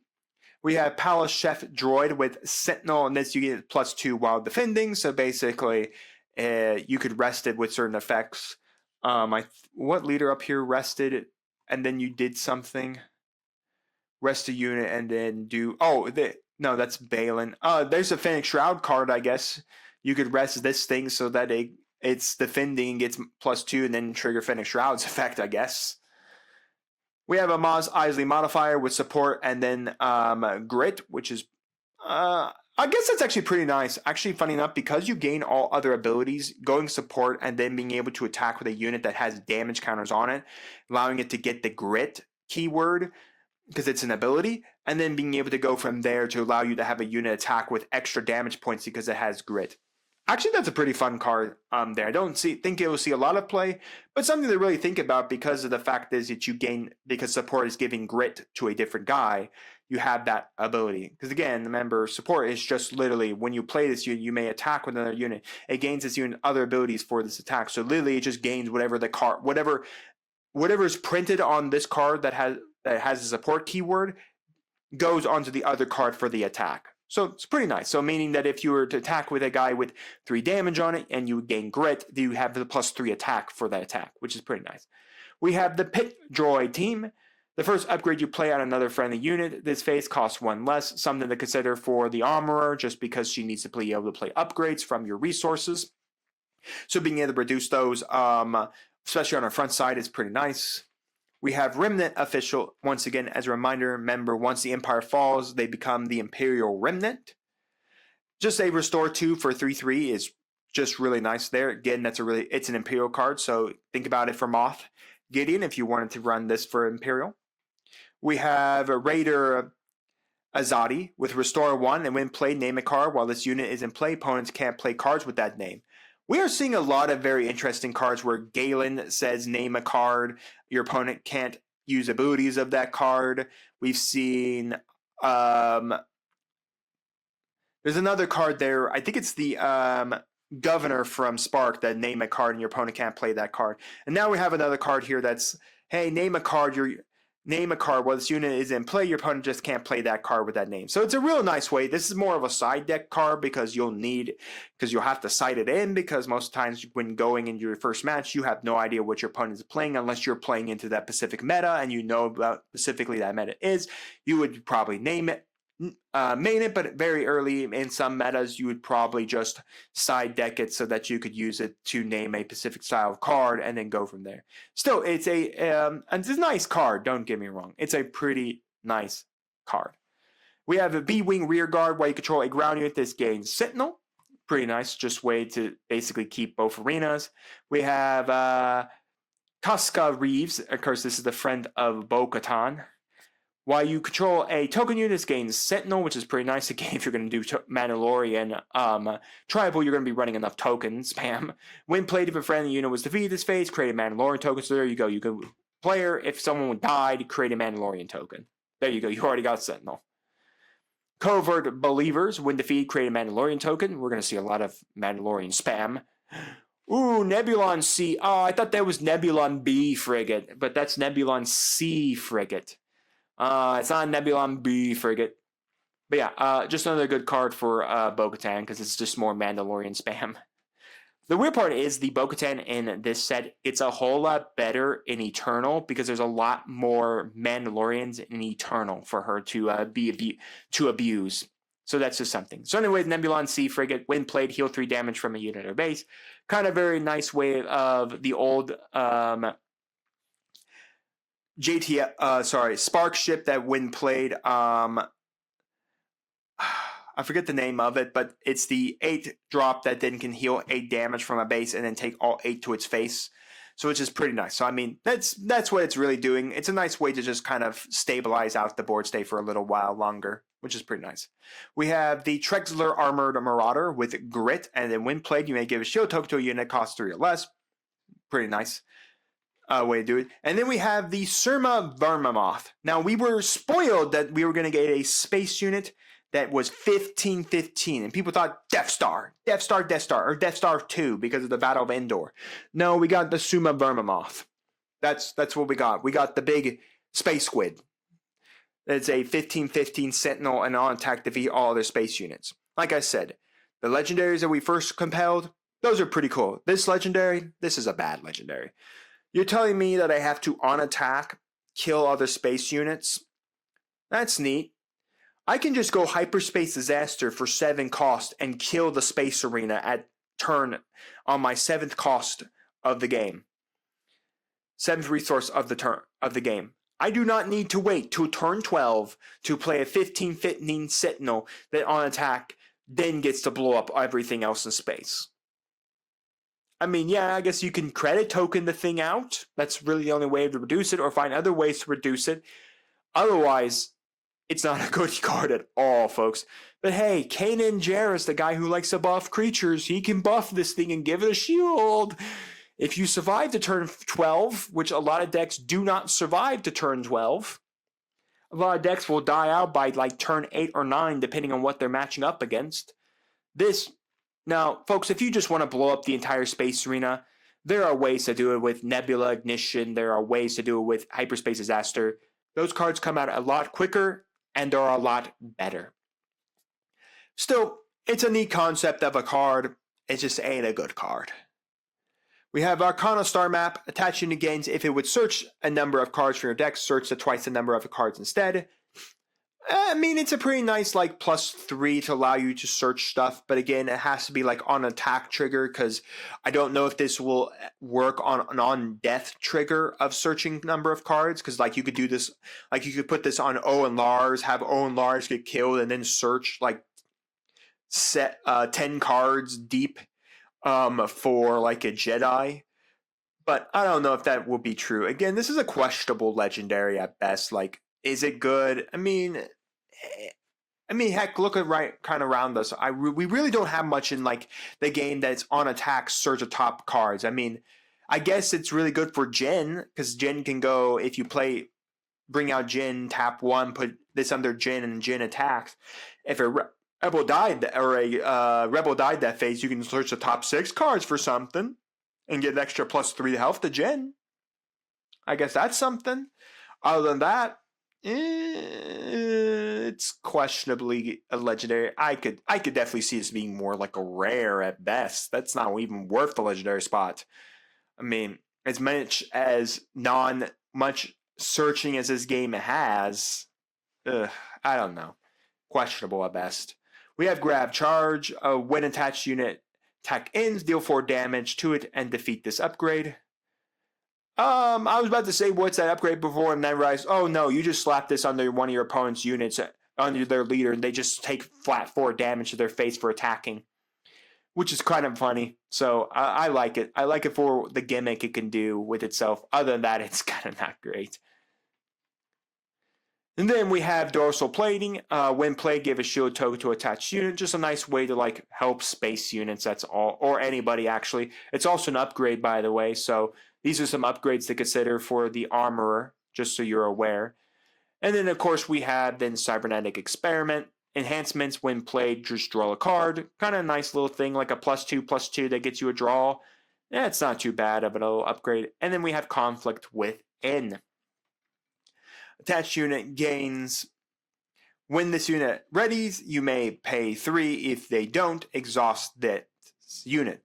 So basically just a way to kind of play more with your opponent, like slapping this under their leader, or slapping this under a nuisance of a card, forcing your opponent to have to pay 3 to restand that unit. So I mean, like, let's say it's on turn 7, you slip this under one of your opponent's leader that's flipped for 6, and then they go to restand and they have to pay 3, so they only have 4 standing resources to play with. It could definitely be that kind of a nuisance of a card where it's like, does your opponent really pay 3 resources to restand a guy, losing out the chance that they may be able to play a big bomb that turn or something else? So it kind of turns into this game where it very much is like thought process. Do I risk just restanding my guy and not playing my bomb for the turn, or do I play my bomb and then just consider not restanding? So I could definitely see this being like next to Condemn in a lot of blue decks, just because it kind of turns into this question of it really hurts your opponent because they lose 3 of their resources, which for a lot of decks could mean not being able to play your bomb for the turn. We have Perseverance. Perseverance. Heal 3 damage from a unit and give a shield token to it. Not too bad. I mean, if you have a unit that you want healed up or surviving, you could just heal it and then gain a shield, which isn't too bad. This is also really nice, by the way, if you can do this with the Mandalorian. If the Mandalorian takes damage, you can then do this card to then heal it, giving yourself another shield token, so that you can then continue to prevent damage to stuff. So that is something to consider there, just because it's a pretty nice thing. We have Reforge. Defeat an upgrade on a friendly unit. If you do, search the top 8 cards of your deck for an upgrade that can attach to that unit, reveal it, and then play it on that unit. It costs 4 or less. So basically just looking to upgrade and then attach it. Funny enough, the Armorer actually is a whole lot better also in Eternal. Just realizing it. She's actually really good in Eternal because there's a lot of really good upgrades in Eternal that she can work around with as well. So that's just something to consider. But still, not too bad. I mean, being able to reduce the play cost of an upgrade is pretty nice. So I mean, you could kill like an experience token, search top 8, and slap a mastery onto something for free, which is pretty nice. But other than that, I mean, it's definitely heavy if you're going to run upgrades. It definitely has to be like a heavy upgrade hate deck, or upgrade heavy style deck. We have Buy Time. Create a Mandalorian token and give it Sentinel for the face. Just kind of a nice way to like just, again, create a Mandalorian token for Bo-Katan so you can do stuff with it. And finally, for blue, we have Rescue. And plus, Sentinel isn't all that bad either, again, being able to protect your base. Then we have the Foundling Rescue. Defeat a unit with 2 or less remaining HP. Create a Mandalorian token. Again, that's always going to be something that we can really play around with. Again, that 2 or less AP or HP is always something that's always like a strong consideration of what you can do in this game. And I'll never knock being able to kill off something that's a nuisance or anything like that off your guy, off the battlefield. But still, I'm not completely like sold anything like that. But still, it's pretty neat overall. Again, you also get to create a Mandalorian token, so it's good for Bo-Katan. Well, that, folks, is blue overall. It's not too bad of a color. There's some nice things you can do with blue. Again, there's some nice legendaries. Overall, like the only legendaries I really feel got good in blue, the Mandalorian, that's going to see a lot of play. The Chimera is going to see a lot of play. Other than that, Pre-Vizsla and our good friend Mr. Map and Suma Baronoth, you can probably watch those cards drop in price pretty hard. Neat what they can do, but But yeah, blue's got some pretty good stuff to play around with. I really like that. I also like this art of this stormtrooper dying, this commando dying to a laser to the neck. But yeah, there's some stuff to do. Like, I like what the security droid can do. Like I said, if you're a Piet Blue fan, you have a couple of new cards to play around with in Piet Blue, 100%. But other than that, it's a neat little coloration. There's a lot of basically Mandalorian spam in this color. Like I said, we're going to see some more Mandalorian spam in green so that it can associate with Bo-Katan and do Bo-Katan's things. But yeah, there's some pretty neat stuff in here. There's some really nice upgrades. Again, we're probably going to see some good upgrades in green too, because remember, the armor is blue-green, so they always try to release cards that are good for support for the leaders that they're releasing in the set. But yeah, I mean, it's a pretty cool couple of upgrades. I really like Conflict Within, which is very much going to see some good play in this format. And the Graph Charge is just a funny thing to throw on your opponent's leader. Anyways, with that said, it's blue. It's good control. It's good preservation. It's good creating shield tokens. So with moving that, we're going to do our second color for this video, that being green. With starting off with Captain Paleon. While leader unit was defeated this phase, this gains raid 3. So basically, you get raid 3 once in the entire game. So yeah, not really sold on that at all, but hey, maybe you can, because you can't just play him and then have your leader die. He won't get the raid 3 because it wasn't that phase. So you literally have to go leader die and have him played out, leader dies, and then he gets to swing in with 4/5 damage.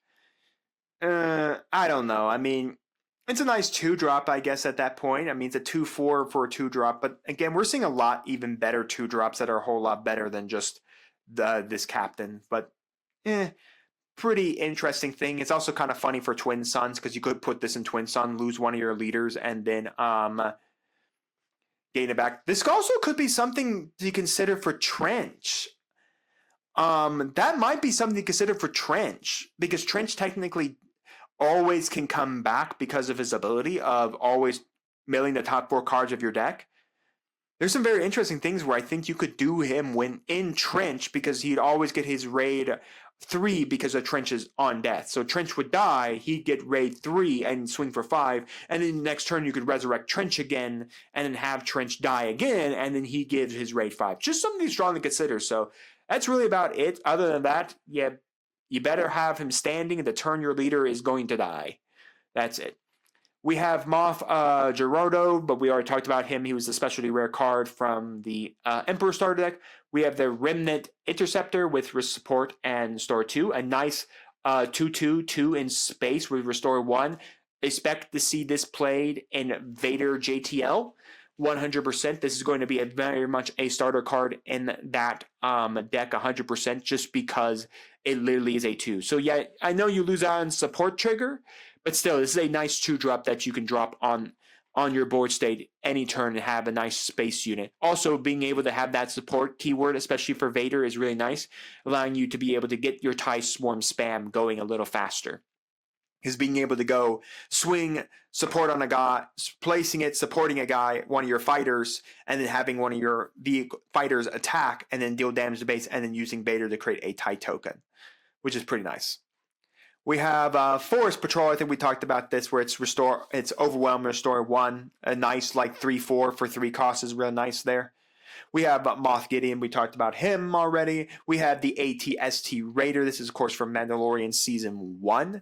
While you control another non-unique unit, this gains Ambush. So basically, if you don't control anything but non-unique, if you control nothing but non-unique units, basically you can just go Ambush. So while you control at least another non-unique, you can just gain Ambush, which is still pretty nice. I mean, as long as you control something that isn't unique, you just get to Ambush with this unit. And at 4/5 on the ground is pretty nice. We have the Gazanti Assault Carrier with support, and on attack this unit gains Sentinel for the phase. So basically you can just support something and then give it Sentinel. Yeah, it's in green, so it's nice for Piet, but I don't know if Piet's really going to play this capital class vessel. I guess you could, because funny enough, you could give one of your capitals could give one of your random capitals Sentinel, but again, that would only matter if your opponent's playing a heavy enough space presence, but if they're not paying enough heavy space presence, it really doesn't matter. But still, I mean, you could literally just go support a ground unit and then give it Sentinel too. So it is something to consider. Remember, support doesn't care where the supporter is. Support just says play it and then attack with some other unit. They just get the abilities of whatever the support unit has on it. So you could just have this swing something in the ground, and then the ground unit gains Sentinel for the phase. So which is not pretty bad. We have Gallius Rax with a legendary here with other friendly units with 2 or more different keywords get +2/+2. So it definitely feels like something you're going to play in Moff Gideon, because you can already see like support Restore, Overwhelm Restore. What Moth Gideon wants you to do, because Moth needs you to have a bunch of keywords dying at a good rate so that you can gain it. But still, I mean, this is not a bad legendary. There's a lot of interesting cards out there that randomly have 2 keywords attached to it, allowing you to have that ability to where you can get a +2/+2. But is it really good? I don't know. I mean, it's nice to have out once you like flip once you go to flip like Moth Gideon, because technically he would have every keyword depending on what's in your graveyard. So technically he would get the +2/+2. It's also not bad for 𝐒𝐓. Actually, it's not really. Actually, it's really good for 𝐒𝐓. Funny enough, actually, this might be a really good card for 𝐒𝐓. Now thinking about it, because 𝐒𝐓 gives everything's Overwhelm and Sentinel, meaning that every single guy on your battlefield has 2 keywords. So it really is kind of a buff for both of them. More of a buff for 𝐒𝐓 than Moth. So I think honestly, if you were going to play 𝐒𝐓, you're going to play 3 of this guy, because he is going to be able to immediately be able to buff everything on your battlefield, giving everything an extra 2 health points and an extra 2 attack points, especially when everything that has Sentinel, because everything once she flips is Sentineled. So you flip 𝐒𝐓, and then on turn 6 you go 𝐒𝐓, and then everything's just now plussed up and bigger and badder than it was before. So you know what?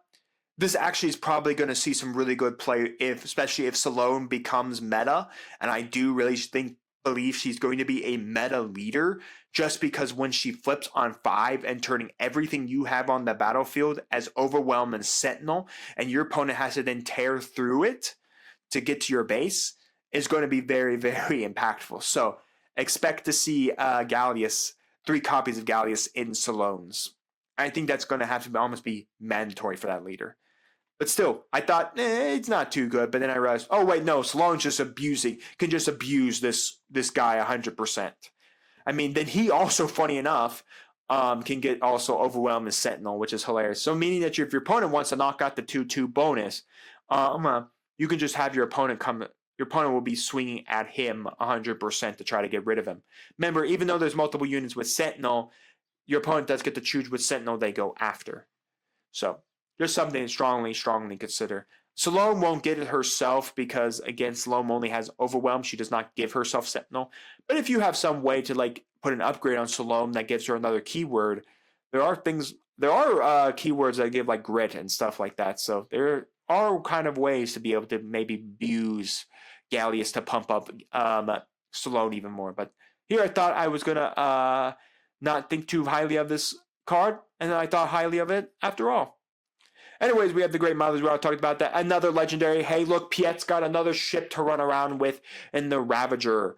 Restored 2 when play a unit, you may have it deal damage equal to its power to a unit in that same arena. It kind of is good and kind of bad. It's really going to be situational to whatever deck you're playing, because for Piet's not going to play it. Actually, now thinking about it, Piet's not going to have any ability to really run this ship. Now, yes, it says play A when you play a unit, so Invisible Hand playing a droid, and then you can deal 3 damage to a guy is okay, but it's not going to kill much. I guess you could play maybe as a fringe 1-of just for that case, for the Invisible Hand playing a droid and then being able to use the droid's cost to deal damage to wherever it wants to do in the exact same arena. You could have that happen.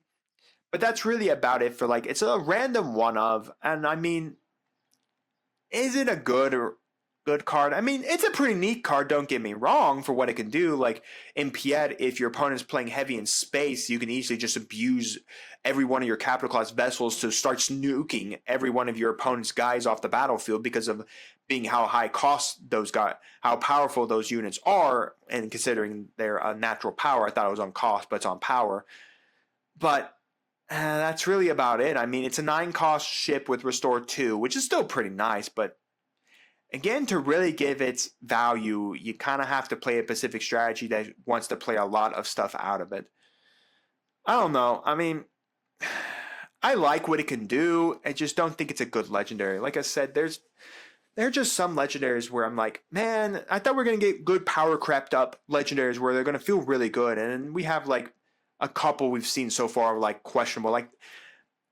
couple that have been bad, couple that have been quite, I think the only really bad one, well, I guess we've had two bad ones. These definitely are pretty bad. I don't know, I could see this as questionable. This is bad. That's just bad. But other than that, I mean, like, this one's actually really good because it's actually going to be a buff to Salone 100%. This one, I think it's questionable because it's going to be based on where the meta sits.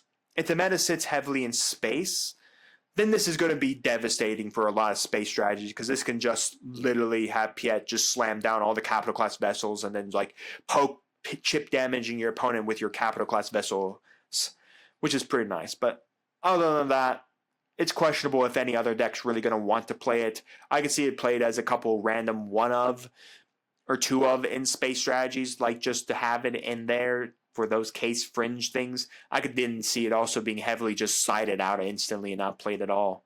So, questionable kind of legendary. Long live the Empire! Defeat a friendly Imperial unit if you do resource the top card of your deck. This is actually really nice. This is just a great way for every deck that can run Imperial units to resource. This is also going to make a heavy splash, by the way, in Premier, in Eternal, I guess I should say. Because this is just super strong, so you can go Super Laser Tech. Instead of you having to find a way to kill it, you could do 2 damage to your opponent's base, then use this to kill it to not only resource Imperial Laser Tech, the Laser Tech, and then resource the top of your card. You've now resourced 2 cards for free, which is pretty strong in my opinion, 100%. So expect that to come around. Not mentioning that, honestly, it's a really good card for Moff Gideon as well.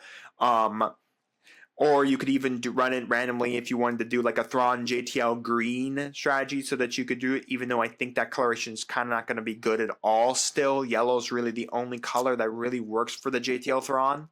But still, I like it. I mean, it's literally just a way to resource the top card of your deck to help you ramp into your stuff. And it's not too bad. Like, Krennic could use it. The Moff Gideon's definitely going to use it because, again, he wants to have keywords in his graveyard. And I could definitely see it being abused in Eternal because of Super Laser Tech. And I could definitely see Super Laser Tech going the way of the getting banned at the Dodo level because of this. Because you go with Super Laser Tech for 3 and then have Super Laser Tech swing in for 2 damage and then go Long Live the Empire, resource 2 cards for free. And then heck it, because that would be a turn 4? Yeah, it'd be on your turn 4 turn. You would resource 2 cards for free.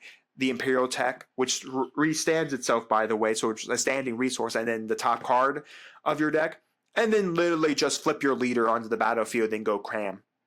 Yeah, a 6 cost leader in Imperial is just going to be able to flip and then go ham that turn. While your opponent is on 4. By the way. So expect either this card or Super Laser Tech to be banned in Eternal. Because I'm going to see a lot of decks that are going to be able to run that and abuse it 100%. I believe Super Laser Tech is an Imperial card. Let's go see. For some reason I'm having like this doubt that it's got the Imperial tag to it. No, it has the Imperial tag. And it can ready itself. So literally, like I said, on turn 4, you literally resource 2 cards. You literally have you'd have 2 standing resources afterwards, and you'd have 3 standing resources, and then you'd have 5. No, you'd have you'd have 6 because you resource 2. So you'd have 3 standing. No, okay. So if you're doing turn 4. You pay 2, so you have 4 resources, and you kill the Imperial Tech, the Super Laser Tech. The tech dies, resources itself. That's 5. Then the top card, yep, okay, so 6. So you have 3 standing resources. You're on turn 6. You're resourced up to 6. You flip your leader, and you go crazy that turn because your opponent's still trying to figure out how to get their leader out because they need either 5 or 6 to get their leader out. While you get to swing your leader and use all of its effects. So I expect, like I said, Super Laser Tech or this to probably get a ban in Eternal. And then finally for the villainy green cards, we have Dathomiri Magics. If you control a force unit, this event costs 1 less to play. Play up to 3 non-vehicle units that cost 2 or less from your discard pile for free. You know, there's randomly, funny enough, stuff you can do with this. You could play this randomly enough as a 2 of or a 1 of in Piet. and just be able to then spam out the droids. Like you could go interrogation droid, interrogation droid, interrogation droid, or just play like gonk droid, interrogation droid, something else. Yeah, there's some weird things that you can do with this in Piet because all of those droids are happen to be 2 cost, and you play them for free, so you don't even pay the aspect. You don't pay anything for their aspect penalties or anything like that. So this is going to be abused by Piet because then you can get the interrogation droids out and rest your opponent's stuff out. So, and by the way, interrogation droid isn't a unique unit, so you could play all 3 out from your discard pile and rest 3 things on the board state, and then force your opponent to have to then wait a turn to figure out what to do for the game. So just something to really think about, where like Piet can definitely play this while you won't have the force gimmick with a force unit, but you can still play 3 droids out for free, which is pretty nice. So Piet Red and Piet Blue might be playing like a random 1 or 2 copies of this just so they can spam out their droids again back onto the battlefield and be a nuisance. We're moving on to the green heroic now. We have Bo-Katan. While you control another Mandalorian unit, she just gains raid. Again, very easy to do with everything we've seen. Being able to just play her out at the start and then playing a Mandalorian in your turn 3 isn't just going to give you raid 2. So meaning that turn she swings for 4 damage, which is pretty nice. Again, we're going to see a lot of Mandalorians or stuff to really work with the Mandalorians because we need it to work with Bo-Katan. We have Pathfinder Sergeant with Ambush and Restore 1. A nice like 2-3 with Ambush is not too bad. And Restore 1 is okay. It's not going to kill much being a 2-3, but still it's got a nice little ambush.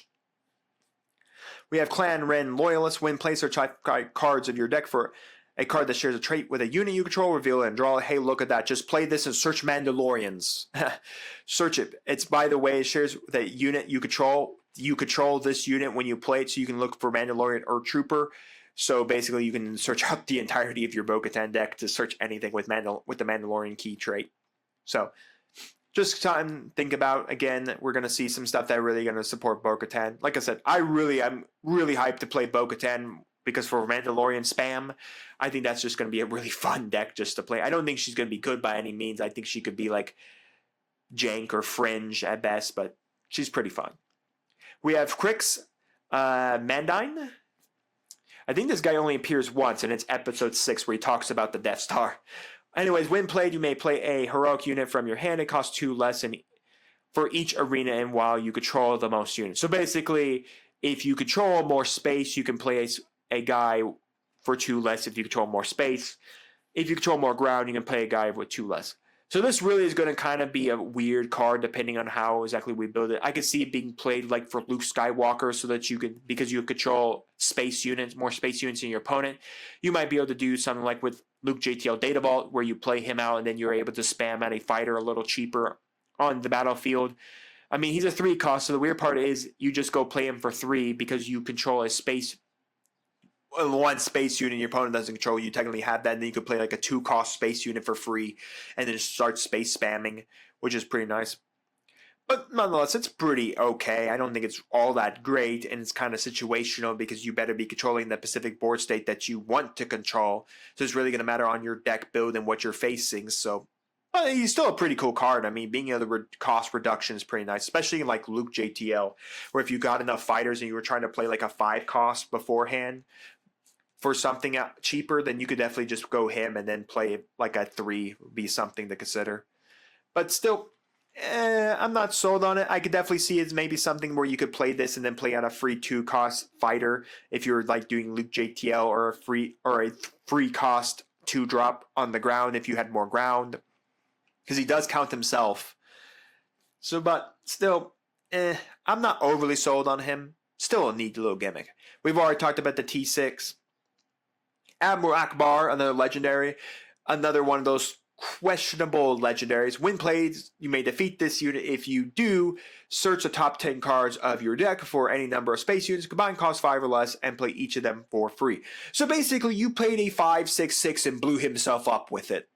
I don't know why we blew himself up with it. Why did we have to defeat the unit? It's not even lore accurate for Admiral Akbar. So literally, I play, for my 5 cost turn, I drop Admiral Akbar, kill a 6/6 off my battlefield, off my grand battlefield and then search my top 10 cards for basically lesser powered U-Wing. U-Wing did the exact same thing but played units 7 or less. This only searches space units with 5 or less. I know why they didn't want to do 7, because it's in the coloration that 𝐒𝐓𝐾𝐿 plays are in, because 𝐒𝐓𝐾𝐿 plays in Data Vault, so it's very easy for him to play this, and if you had 7, Luke could just abuse playing fighters all over the place. Like, he could drop red 5 and then something else. The only deck I see playing this Ackbar, like I said, is 𝐒𝐓𝐾𝐿. That's it. That's all this unit comes to mind, is being able to play in that, so that you can spam on turn 5 more fighters on the board state for Luke to jump onto. That's it. That's all I see it worth. It's just questionable, if not bad, is what I'm going to call this legendary. This just doesn't feel good. I mean, I didn't even realize he had to blow himself up to get his effect. He has to blow himself up. He's a win played 6/6, blow himself up. Congratulations, I spent my 5 turn blowing up a 6/6 unit so I can search the top 5, search 10 for the play cost 5 or less space units. It's not worth it. It's not worth it at all. It's questionable to bad. That's where I'm going to put it. Children of the Watch, when played, create 2 Mandalorian tokens. Again, more Mando spam. What else do you want me to call it? We have Luke Skywalker, again, another legendary. I do like this scene in The Mandalorian Season 2 where Luke comes in, ignites his lightsaber, and he's suddenly able to kill off all the Dark Troopers. But again, this is Luke Skywalker as a master.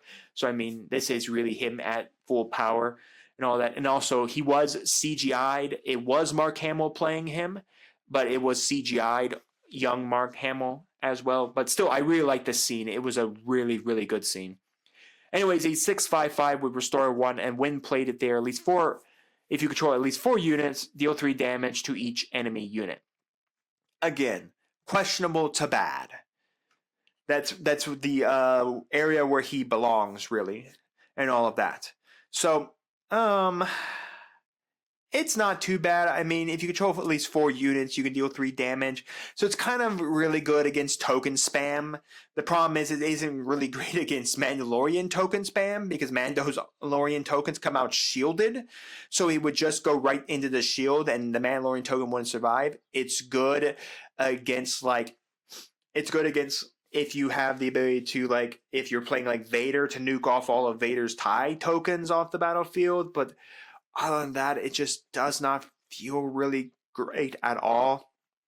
So I'm not overly sold on this card at all. I mean, it's an okay card as well for Admiral Ackbar from JTL, that has the ability to spam space, being able to utilize its effect as well to rest your stuff and then create, X-Wing tokens to get up to that at least 4 units. He could actually be pretty good as well. Actually, funny enough, he could be good in Twin Suns, because if you control at least 4 units, deal 3 damage to each enemy unit. So if you're able to build a board in Twin Suns using a couple of different type of leaders like Ackbar or anything else, you could easily get that effect off and then go Luke. Luke just hit 3 damage on everybody, on all of each enemy unit in the Twin Sun game, which is pretty nice. But as for Premier, questionable to bad at best. I like it. I like the scene. I like 100%. If this has a good prestige, I might have to pick it up. But nonetheless, I'm going to give a shrug to that. We've already talked about the Mandalorian flagship. I don't know if we talked about Sabine's lightsaber, but anyway, it's attached to a non-vehicle unit. Attached unit, it's a Sabine Ren or a Force unit. It gains Restore 2. Hey, Gunji's Saber's back, everybody. Gunji's Saber is back. Gunji can now equip himself with a new lightsaber and become even more of a nuisance than he already was before when he had General's Blade. Now he can run around with Sabine's lightsaber and have Restore 2, which is not too bad. So it's not too bad of a card at all. There are a good couple of Force decks running around, like Obi-Wan, LOF, and Qui-Gon Jinn both run around and have a good amount of Force units, so I could definitely see that being played in those type of decks.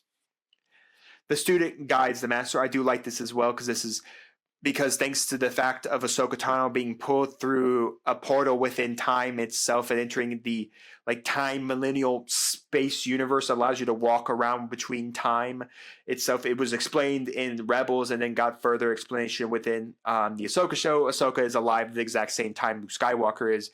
And in Mandalorian Season 3, when Grogu's being trained by Luke, Ahsoka comes up and talks to him about how again, remember, Ahsoka knew his father because, remember, she was trained by Anakin, about how, he's very much like Anakin. It's a neat little, scene of, here is the student that was once trained by Anakin Skywalker, and here's the son of Anakin Skywalker. So anyways, each friendly unit is +1 for this phase for each other friendly unit with less power than it. The card's bad, though. Art's neat for what it foretells and everything, and I like the art of it, but it's kind of bad. It's kind of not a very good card at all. It could be maybe a random one of some decks could randomly play, but other than that, it's not good. So we're going to move on to our just mono green. We have Android. When defeated, draw a card. Not too bad. I mean, it's a 1/2. Just kill it to gain a draw card, which isn't too bad. Another card here for good old Vader JTL, an Outland Protector 1/2 Sentinel. I could definitely see this being played in Vader JTL to try to just get a little Sentinel protection in space. We have 8D8. Has hidden in action, deal 1 damage to another friendly unit. If you do, search 5 cards of your deck for a unit, reveal it, and draw it. I could definitely see this being played in a blue strategy to hit grit units in the face with this, so that you can then allow, not only do you buff the grit, but you're then allowed to just start searching out units and drawing them. That's actually pretty nice. I could also see it being randomly played in, again, Piet being a droid, allowing it to be played in Piet and then just pinging his big capital class vessels for 1 damage, allowing you then to search out your capital class vessels, is going to be very powerful, in my opinion. Being able to get this off the invisible hand for free, and then being able to play it for free, coming out hidden that turn, protecting itself, and then next turn you go ping 1 damage on one of your other capital class vessels for the turn, and then just search up another capital class vessel that you're looking for, and then just run Piet that way. So expect Piet to play this because it's just very good for Piet to be able to ping his capital class vessels and then just search whatever he needs to search. We have Greef Karga with action, pay 1, tap him. If a base was attacked this phase, create a Mandalorian token. So again, just another way to do Mando spam. We have Warrior of Clan Kryze, away control another exhausted unit and gain Sentinel. Pretty nice. I mean, if you played a Mandalorian token for the turn, it just gains Sentinel, or you attack with something, gains Sentinel. So pretty nice overall. Just again, another Mandalorian. We're seeing a lot of Mando spam. Just going to enjoy the Lando spam. We have the Blurg with support and overwhelm, which is pretty nice. I mean, a nice 3/4 with support and overwhelm. Again, it also has 2 keywords, so you could even buff it up with Gallius Rex if you wanted to. We have the Consortium Star Viper. This is a reprint, I believe, from Spark of Rebellion. Yeah, Spark of Rebellion. While you control the initiative, it gains Restore 2. So this is our first reprint we're seeing from an older set. We have Lang with action tap him. This unit deals damage equal to its power to a ground unit. Sure, you can deal 2 damage by tapping him. That's really about it. I'm not sold. I guess if you pump him up with a bunch of random stuff, I guess you could get him to be more powerful to where he could be even more of a nuisance. But at his base stat, it's not worth it. There are better 3-drops in the game than him. Protectorate Fighter. While you control a unique unit, create a Mandalorian token. More Mando spam. Stolen Eda Shuttle with hidden, and then while you have the initiative, this unit gets +2/+0. This is going to be yet another Vader TIE Swarm fighter. It has hidden and is able to swing for 5 if Vader has the initiative. So yeah, this is going to be another Vader JTL fighter. Watch out for that one. This is going to be just another vehicle that Vader can spam into. So just really good. We have Survivors Lang Skib, just a Sentinel for 4/4. It's also Mandalorian as well. So again, more Mando spam. There's going to be a lot of Mando spam just so that you can get And by the way, they all have the Mandalorian key trait. So again, Bo-Katan, just by her rules, just needs the Mandalorian key trait. That's all it is. Mandalorian units, she's just looking for the trait Mandalorian. So if you have enough of just random things that have the Mandalorian trait on the battlefield, she can come out. We're seeing so much Mandalorian stuff and so many things that make Mandalorians that it's kind of just interesting how much Mandalorians you get. But still, it's a neat card, 100%, just another way to get out Bo-Katan faster. The twins, some huts. When played on attack, you may give another friendly unit Sentinel for the face, not that bad. And then when another friendly unit is defeated, heal 1 damage from your base. So literally just give stuff Sentinel and then have it die for you. That's literally it. Pretty neat. Not really sold on it, but it's a neat little card. The Bonthan 5. Now this card I think might see some random fringe play. When another friendly non-vehicle unit is defeated, you may have this unit capture that unit from your discard pile. Use the ability once each round. Why I say this has some random fringe play is because it goes randomly with one good deck. And that is DJ. Randomly enough, this card can go into DJ and have it be utilized by DJ so that you can capture all of your stuff, find a way to kill it off of the battlefield, and then if DJ's flipped, you can just play all that stuff that you had under it for free and standing, which is pretty nice. So it's neat because, again, it allows you to play a bunch of stuff that isn't vehicles under it and then keep it stored up until it dies. So it's neat for that. It's fringe for that. I could even see it getting random fringe play in certain deck strategies. It definitely feels like a card that DJ can abuse. But if you can get it out a little faster as well, then you can do some really random stuff with it as well. So just something to strongly consider if you're a DJ fan. Here you go. DJ Green, everybody has a card it can play with. Other than that, I said fringe play, but that's only because of DJ. Other than that, I don't see it being played anywhere else. I thought fringe play, but then realizing, wait, no, I thought it captured the enemy unit that died. So when you swing a friendly unit in, when it dies, it captures the enemy unit that killed it. I thought that's what it did. No, it just captures your guys and puts it under it once around. So, not overly sold on it now, but still pretty nice for DJ if you're a big fan of that. Defenders of the Forest has Ambush and Overwhelm, a 5/3/3, which is pretty nice. Being able to overwhelm on 5, Ambush and Overwhelm, that's pretty nice over there. That can kill a lot of things on your utilizing 5 resources. Fang Fighter Squadron with just support and more Mandalorian. We have the Dinosaur Turtle 6/7/7, so if you just want a big creature to spam on the battlefield, there you go. We have Queen Sorana. Hey, look, it's a Naboo official for our good Queen Amidala. When play on attack, you may reveal a unit from your hand. If you do, deal 3 damage to a unit with the same cost as your revealed unit. Yeah, that could definitely see a lot of good play in green. Being able to just reveal a unit from your hand and then deal 3 damage to something that has the same cost as a revealed unit. Yeah, that's going to see some play. There can be some very good play with this card 100%. So, really good card there. It's a win played on attack trigger as well, so really good. We have the Trash Walker. When played on attack, choose a unit in your discard pile that costs 7 or less. Either put that card on the bottom of your deck and heal 3 damage to your base, or return it to your hand.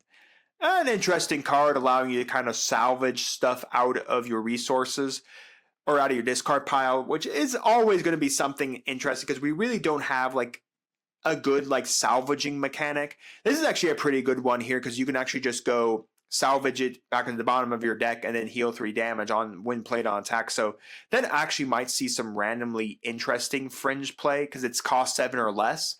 It might see randomly enough some play in Dryden Voss, randomly enough, because remember, Voss has this card 6 cost 6 cost cards to allow him to give ambush on his front side to stuff, as well as being able to again discard stuff to then give ambush on his backside as well. So there could be some random things you could do with that, where you're able to heal some damage off of Voss and start cycling stuff. Or if you had to pitch a 6 cost out of your hand to ambush out a cheap cost guy, then you can use this to put that back to your hand, ignoring the heal 3.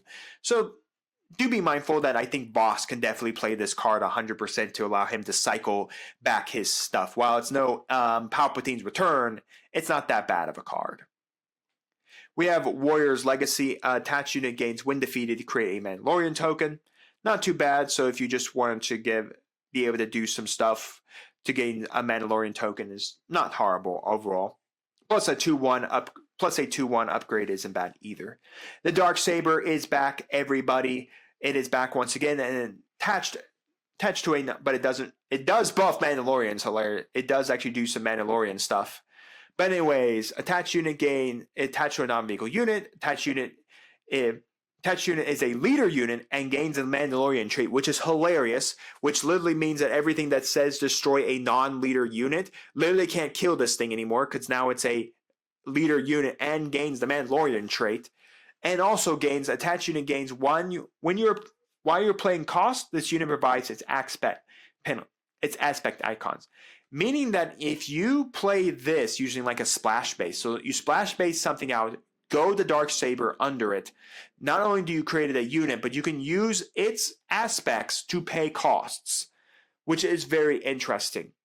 So it's really going to put into this weird deck building thing about it. One, not mentioned Darksaber actually makes it into a leader unit, so there's way less stuff that can kill it. And two, it can turn itself into allowing you to play out of aspect cards cheaper, or a lot cheaper. So I could see this being played in Hera, putting it under one of your specters and being able to use that to help reduce the play cost of those specters. But overall, I'm not overly sure about everything. It's a neat legendary. It's not overly powered of a legendary. I think it's a neat one. It definitely is a good legendary over the ones we've seen, a couple of legendaries we've seen. So be on the lookout for this card to be played around with. It's actually really good also for the armor as well, because the armor can then do some interesting stuff with it as well. So yeah, pretty neat card overall. Glad that the Darksaber back in the game again. We have Display of Strength. Just give a unit +3/+3 for the phase. Wipe them out. Attack with a unit. For this attack, you may deal its excess damage to another unit in a same arena. So basically you give it overwhelm, and then its overwhelm damage can then deal damage elsewhere. So that's really about it. Basically do overwhelming damage without having the overwhelm keyword. We've already talked about Turn the Tide, and then we have Hold Them Off. Choose a friendly unit. That unit deals damage equal to its power divided as you choose among any number of units in its arena. So it's OB with a restriction. OB stated on it that you could deal damage divided to anywhere on the board state. This only allows you to deal damage based on the arena you target the unit with. So if you target the ground, it can only use the ground. If you target space, it can only do space. But still, it's an OB card that's fair. It's a fair OB card, I guess I should say, where OB gave you +2/+2 and then deal damage divided however you want to. This is just deal divided damage from that unit divided however you want to, just in that arena that you targeted the unit with. So it's pretty cool. It's got the similar vibe that he had with Nothing Left to Fear, where Nothing Left to Fear was blue-green, give +2/+2 to a unit, and then deal that you deal that unit's damage to another unit. You could have done that as well, but still, it's an okay card for what it does. It's a fair OB, as we will call it. And then Stronger Together, just create 2 Mandalorian tokens, make more Mandalorians. So my overall thoughts on green? It's a good coloration. There's a good amount of stuff in here. There's some good green villainy stuff running around in this set. There's some good spam for Mandalorians. and there's some okay heroic stuff as well. And there's a bunch of okay cards. There's cards that definitely buff older strategies, cards that buff the existing strategies.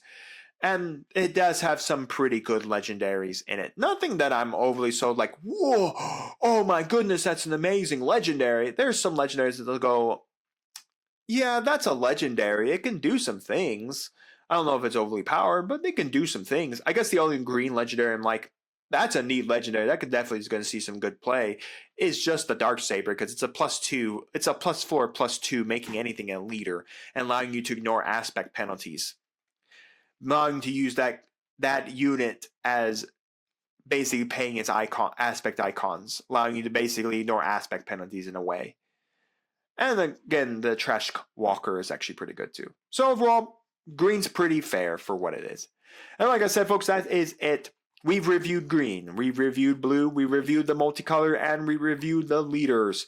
And the common bases, but there wasn't much to review on a common base. There's no specialty bases in this. It's just common 30 health. The next time we have all of the red cards to review, and we will do yellow as well. We might just go into finishing out with the heroic and villainy and the no aspect cards because there's not really much of a reason. There aren't that many of these cards at all in the game. So yeah, we'll go with that. We also, of course, like I said, we have a couple of showcases. Don't know why the armor isn't with the Grogu showcase, but we did get the armor showcase. I like that showcase. That's pretty nice. And like I said, we do know the Mandalorian Grogu promos that we've gotten if you went to see the movie. And like I said, a Mandalorian token is a 2/2 shielded token, which is pretty nice. And here's our shield. Our shielded token, I don't think we're getting experience because there's nothing in here that gives experience, but here is our advantage token as well. And our first of our prestige cards, like I said, the Whistling Birds, the first prestige that is not a named unit. So with that said, folks, we're going to end it here. Tune in next time for us to review the last colors of the game. And I'll give my overall thoughts on what I think is going to be good. But I want your thoughts right now on leaders, on the cards we've already reviewed, on what you think is going to be good for the set coming up. And while you guys are commenting, do make sure to like the video, subscribe to the channel, and ring the bell so you know if I will my videos go live for you. And we'll see you here next time on Mom Dragons TCG.